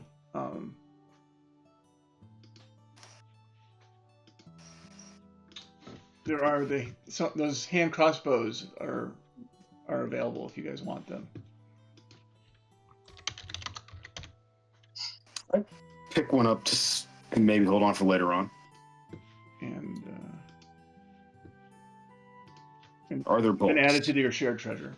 So if you want to take Yes. it out, or pull it from shared treasure, you can.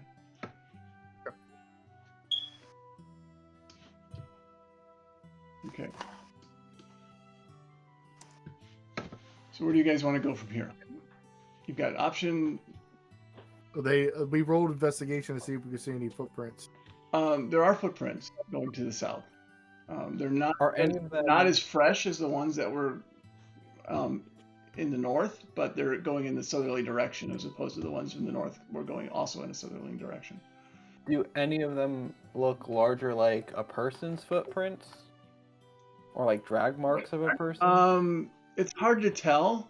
You definitely see rat print clearly, and you see drag marks, but you don't know whether that was like a shoe or a stick or something like that being dragged through the mud.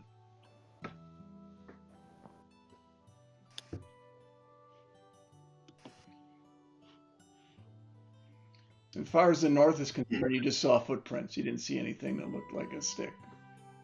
I mean, I think my thought is we head south, and if there's nothing down there, we just come back and go north. That's fair. True. Okay, Then let us continue. so go to move your characters to where you want to go, and you get further down. I tell Sebastian, I'll be your eyes from here. Hold my pocket. Oh, I love you, brother. And Oaken will cover the rear. Turnabout is fair play.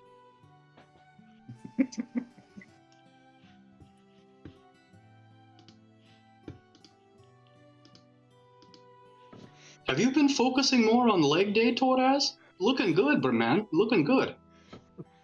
Oh, another gift. And Oaken's at the end now, right? So he's not blocking anyone. Yeah. Okay. No, Yeah. Oaken's not blocking anyone. Okay, you get Another gift from my patron. you got a left or well from your position, Crimson. You're looking straight ahead. There's a wall. You can go to the right or left, which goes either to the west or east. I do a investigation or perception to see if I can find any, like if there's any footprints or where the drag marks go, I guess. Yeah, you see almost probably like nine times as many prints are going in this direction as they are going the other side. And the drag marks go that way? It's hard to tell. You see drag marks on both sides. Okay. It looks like most of them took a right here, so we want to go right? I say we go right. Your eyes are better than mine when it comes to tracking stuff. Let's go to the right. Okay. You see up ahead, you get to an area where it looks like it branches off. Looks like little smaller tunnels, much smaller tunnels. You might be able to get in there, Crimson. It would be very difficult for anyone else to get into these small side tunnels. You do notice, though, as you get here, there's the smell of urine and feces is very strong in these little side tunnels.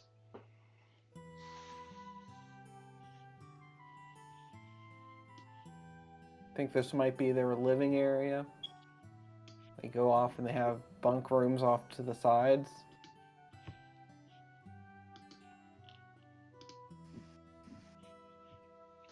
Could there be more down here then? Could be more of them. That might be why all the footpaths go this way, is they're going in and out of here all the time. It's very quiet, however. So you're not hearing much noise, despite whatever the combat you just guys came out of. Crimson, I don't mean to put you on the spot, my friend, but you may be the only one of us that can safely get in there to look around. Would it be asking too much to have you go ahead and scout? No, I'll go in some more and peek in one of them. Which one do you want to go into? Let's go into, I like this one here, and I'm going to have my rapier out when I go in there. Okay. You see a small room. In this room, you see there's food here. You see signs that there were people that had been in here before, and on the far wall of this room, you see a young human woman.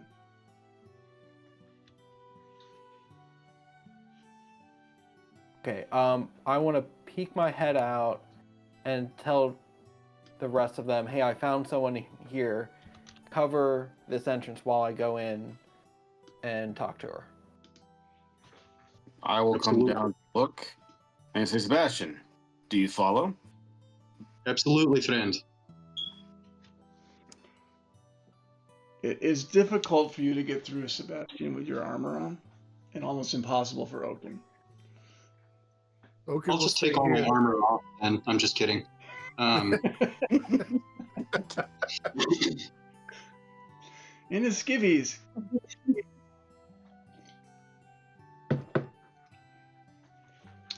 I'm gonna go in and I want to go up to the person and say, "Petra." She, you see her. She raises her head. She was kind of half asleep, and she looks at you. How do you recognize me? She says, "It's very something weak." we were- She's very weak, but she's definitely conscious. We heard you got brought back here. Your brother was looking for you and mentioned it to us as we passed by him on our way here.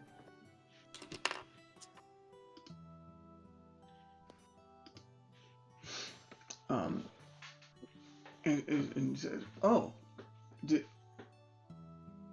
how did you find me? Who told you I was here?" Handsome. And He Ansem, said he I'm followed sorry. you. I'm so the time. I've lost the time. Ansem, he said he asked you to find me, because Yes. that's not the code of the lanterns. But I am grateful. Who else is with you here? What is your name? I'm Crimson. Out there is Torres, Sebastian, and Oaken. Oaken will hear his name say, "Hello." Booming sound coming around the corner. And while it might not be code for the Hooded Lanterns, you two are a family, and I think that's a little more important than your organization you're part of. I need to get to the gate.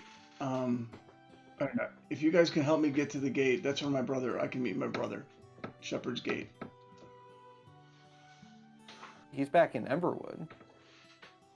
I need to meet him I have important information I need to give it to the lanterns at the Shepherd's Gate. I'm sure he knows that I'll be there, or he'll find out that I'm there soon enough.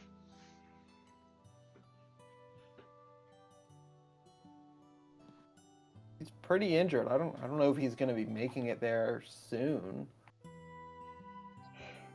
But I love my brother, but this is important. I need to get to the Shepherd's Gate. If you can't take me there, I'll go on my own. But I need to get to the Shepherd's Gate. I need to get out of this. But there are these horrible little creatures are all over the place. well, then let's get you out, and then we'll get out of here, and then we can, regroup once we're above ground.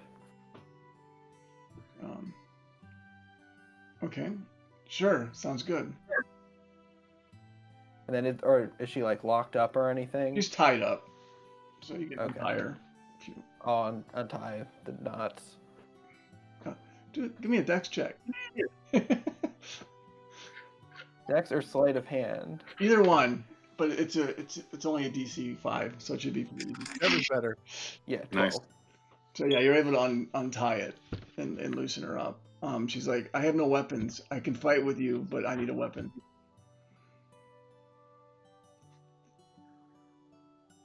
Okay. Let's get out of here, and then we'll get with the rest of the group, and they might have something. You gotta watch out. They keep talking. These things keep talking about a prince, a rat prince.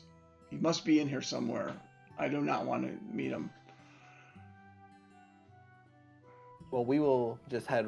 We just came right in and came in through this way. We fought a few. We'll just go back the way we came. Okay. Okay. So start moving the direction you want to go. She'll follow you. So Oaken's going to be leading now. Not again. Before we start going out, I'll just mention, hey, does anyone have anything they can spare for Petra just in case we get attacked again? I throw her one across the hand crossbows and a few bolts. Oh, great. She looks at it, sets it up, good to go. And then I want her to go in front of me. I want to go behind her. Okay. Yeah, she definitely seems to know. It's like she's gone into combat mode. So she's like, here, follow me. She's like literally squeezing past everybody, even tries to squeeze past Oaken to get up in the front. He's up right behind, and I emphasize tries to squeeze back Oaken. You Hey. gotta wait till we get out of the hole. Can you? She's frustrated. Come on, any day now. Better you than me, little lady. I look her in the eyes like, you can see in the dark? Oh, you've got light here. This guy behind me. My mace is still glowing. Ah, Okay, we gotta go. Don't go north. There's nothing but these rattling things. I don't know what's to the south, but they keep talking about an idol and the rat prince, and I'm not sure. I'm not ready to meet him by myself. I'm not sure if you guys want to face him either, but let's get out of here. I need to get the ship. Yeah, we came in from the east, so. Yeah. Okay. So you guys came in this way. Got it. And she kind of goes through. Come on. She's a fast one. she's very fast. It's like she wasn't just captured or tied up and injured. But Well, it's amazing how people react when they've lost all hope. It's suddenly regained. So So, Oaken's gonna stand back on the thing. All right, who needs a lift? I would say I need a lift. Petra looks at He's gonna put Oaken and goes, "That's a clever use of your height. Thank you." And she climbs. Put my scurries right up arms your back on top. I'm gonna put my arms back on top, right at the top, so that way everybody can climb up. And then once I everybody stand gets up, guard. send that up. Once everybody goes up, he's gonna lift myself up. Okay. I want to follow her up because I want to make sure she doesn't run away. Definitely don't want her to run away. And let's go back to the other map. Bring you guys all back in here. I want to. Yep, you're all there.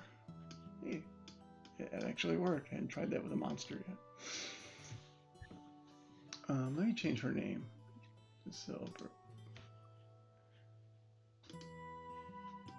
There we go. So you guys can see her name too. And you get up here, you discover you're not alone.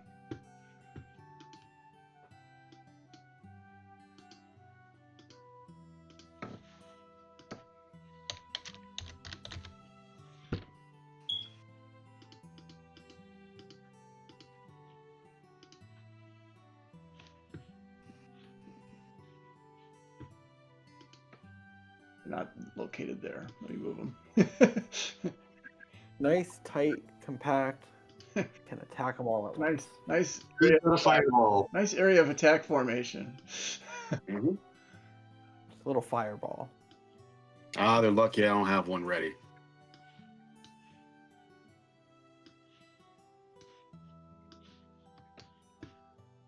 So they're all around here. This one here, out here, though, seems to be in charge. He's guttering stuff to them. And as you come up, they were waiting for you to climb out. And we're going to roll initiative one more time. With a nature check, could I go ahead and see if I know if he looks different?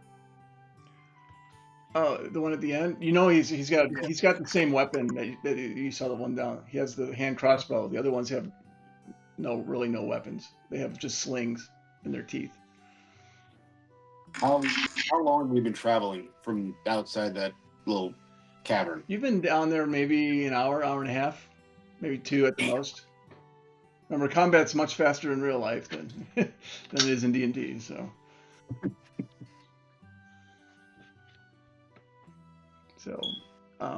she's like, "Oh, great." So let's. Is that the Rat King, Petra? That is not. Well, it should be easy then. These stupid gutter snipes, we call them. Really, they're much stronger than the other ones. You guys probably figured that out already if you got to me. So everyone rolled initiative, right? Okay, so we're going to lead off with Oaken. Okay. All right, so Oaken's going to rage again because he's probably dropped his rage by now. Okay. And then I'm going to go ahead and do a surprise attack against number 8. So I'm going to move up towards him. Okay. I'm going to get within range with The map. and then go ahead and use the surprise attack. I just want to make sure there wasn't an opportunity attack as you walk past number 6. But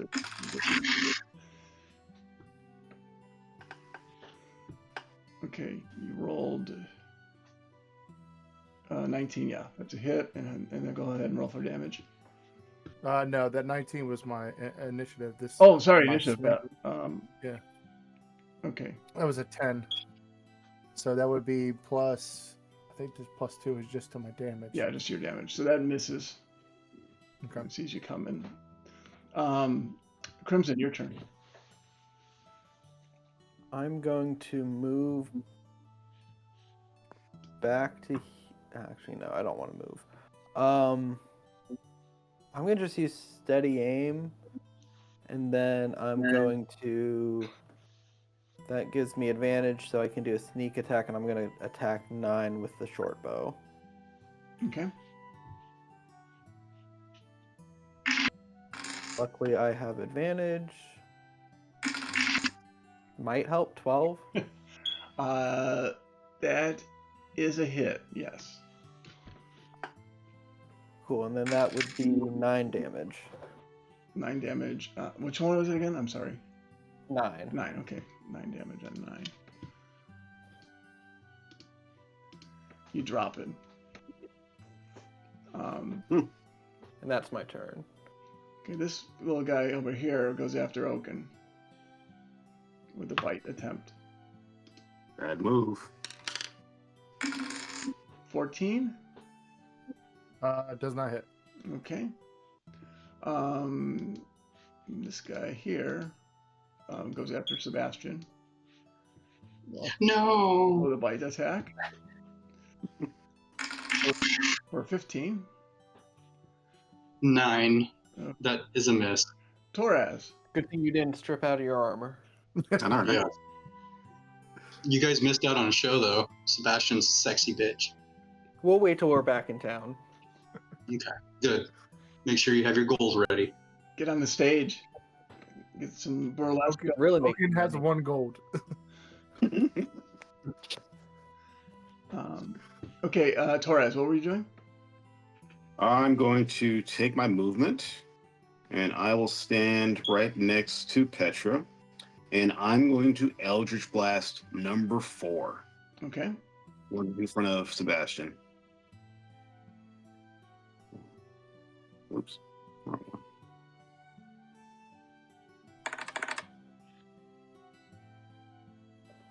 Nice. That's a hit. Just 20 hit.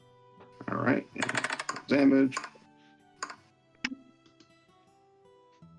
6. Power of Azarul as I hit him for that 6 damage. And he collapses over from the force.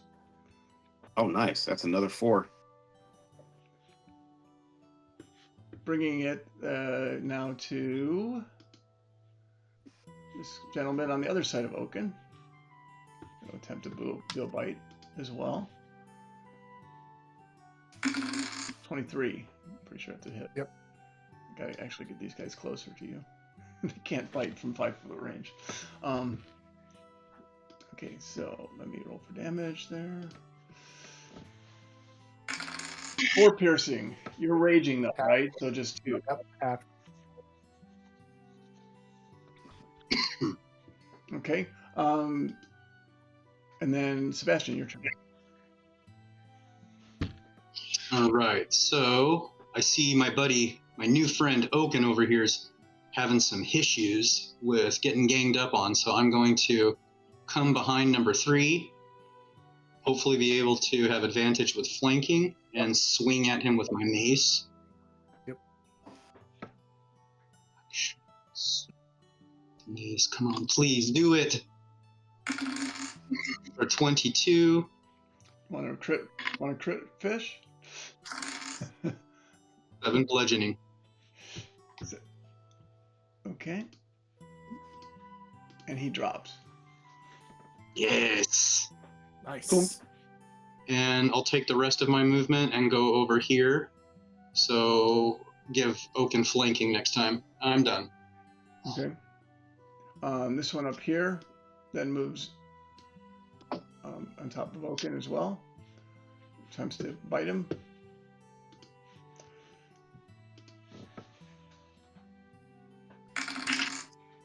For an 8. Nope. That is a miss. Nope. Okay. Petra. She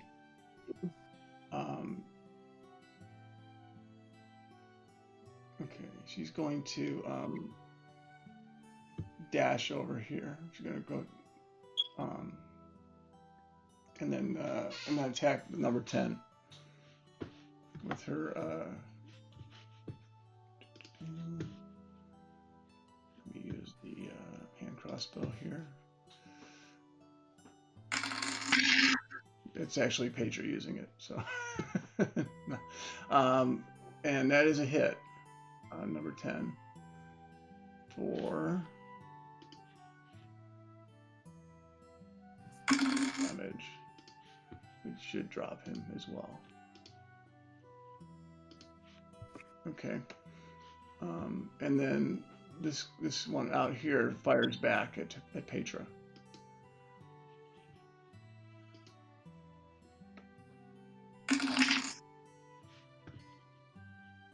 And just misses. She dodges out of. She ducks, and the crossbow bolt goes wide to the left, so it doesn't hit Crimson. Taking it back up to Oaken. Oaken is going to reckless against number 6 who bit him. Okay. Natural 20. Go for it. So roll the damage and then hit the critical. And the crit. So then roll. Yay, 14. Which was it? 6. I'm sorry. I forget. Number 6 is the one I was going at because the one that was bit me. Oh, the one that bit you. That's okay. Mhm. 6. That was 6, right? Or 8. Yep. Okay, so 6. He's dead. He dead. Crimson. I'm going to use. Am I able to? Actually, Oaken, is there shoot anything at- else you want to do? Because you didn't move either. I don't know if you want to take your. No, I don't want to move because I want to stay right there. So that way, number 8's drawn towards me, Okay. and I'm just gonna go ahead and just roar. So that way, go from there. Okay. I can get a shot on 12, correct? Yes. So I'm going to use steady aim to get advantage there. And then that's also a sneak attack, so then I'll use my short bow. Attack with advantage. 19 That's a hit. for 21 Ooh. damage. Oh my Nice. goodness. Nice. Oh, I'm tired of everyone attacking me. I'm gone. Get him out of here. And it hits him, but he hasn't dropped. He's just angry now. Strong boy. He's pretty bloodied, however. So, which then brings the to Torres. Get him, Tor. I get inspired by seeing Crimson hit him with such force. How far am I from him? How far am I? 62. I'm going to get right next to Crimson. I'm going to use my bonus action to hex him. Okay. And then I'm going to shoot him with the Eldritch Blast. Nice. There's a hit. Nice. Yes. And then with the critical. And the hex. With the hex damage 2.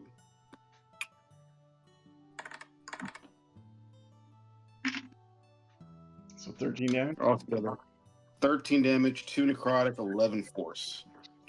And he drops. That's another 4 for me. Bringing it back to Sebastian now. Unless there's anything else you want to do, Torres. Well, I just got 4 more temporary hit points. I just look up, Azarul powers me even more. And then I end my turn. Okay. So brings things to you, Sebastian. I'm getting over here so I can flank him. Actually, you know what? No, I'm just going to stand over here. And I'm going to firebolt him. You see my hand start glowing. Fire comes off of it.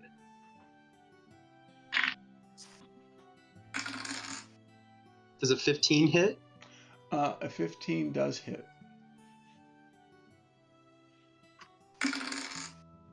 Four fire damage. He lights up in flames, screaming as he's trying to put the fire out on his fur. And then I move behind him, so if the little bastard tries to run, we get to mow him down, you and I, Oaken. Nice, nice. Okay. And the little guy is he is going to try to jump on the back of and attack Oaken.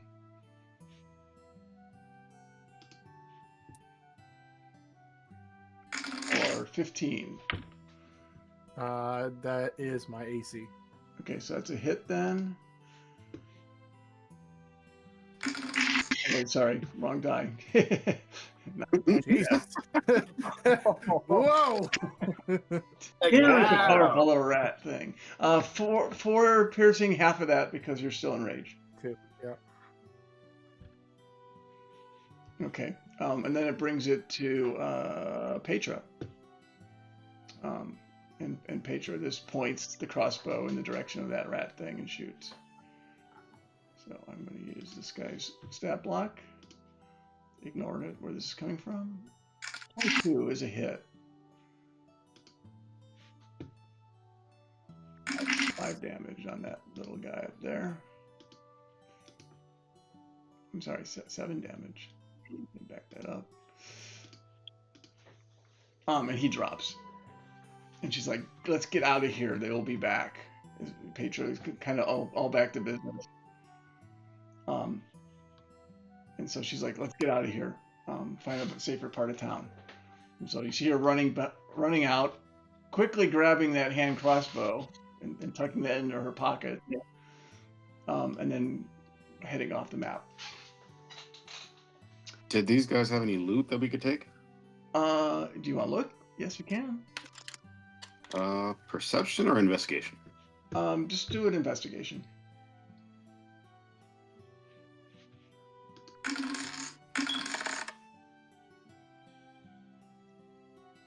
Okay. Yeah, they do have. They have a little bit. They have. Each one of them has something on them. Let me see. They have. Let me total this up for you. You see a lot of little trinkets, little color, shiny bubbles, things like that. You see the number as you go past number 12, they actually have a little sliver of that crystal on them, the delirium, as well. And Can we fit it into the bottle? Yep, you have room in the bottle. And then you find a total of 6 gold pieces. So I'll add the 6 GP to the shared treasure. Yep, let me put it in there.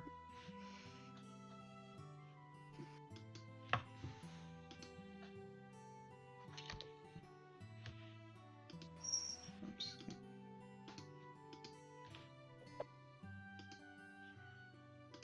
Okay. And that's what you see on them. And she's like, the horrid little creatures. He's like, let's get out of here. And so with that, we will end this evening's episode with the party having at least found the sister. Now they need to get the reward. But the sister Petra is demanding to be taken to the Shepherd's Gate instead. We're gonna have to capture her and kidnap her, unfortunately. I'm glad we've got Oaken here. You we just pick her up. She's I have fast no enough. problem doing that. I will finish the job. But yeah, Using your arms. and you guys next episode we're gonna start you guys still in the city, so there's no long rest opportunity here. Even if you took one, you don't get the benefits of it. Nope. And we'll open up next session with you now in possession of Petroline, who's demanding to go to the Shepherd's Gate, despite her brother waiting for her to return to Emberwood. And we'll take it from there. So for those of you watching, thank you again for attending our 6th episode of the Shattered Balance. Again, the Initiative League runs games on stream on Saturdays with the contract by DM Chuck. I run, of course, Shattered Balance on Tuesdays, and on Sundays, John, the DM, runs The Plague on our streams on Initiative League. For those that are interested, please come to our Discord. Come look at us on Twitch. Come look at us on YouTube. We're always looking for new players, and we're actually looking for new game masters as well. We'd love to have you. So for me and for the party, thank you all for joining. And we're looking forward to seeing you during our next episode of The Shattered Balance. Have a good one, everyone. Bye-bye.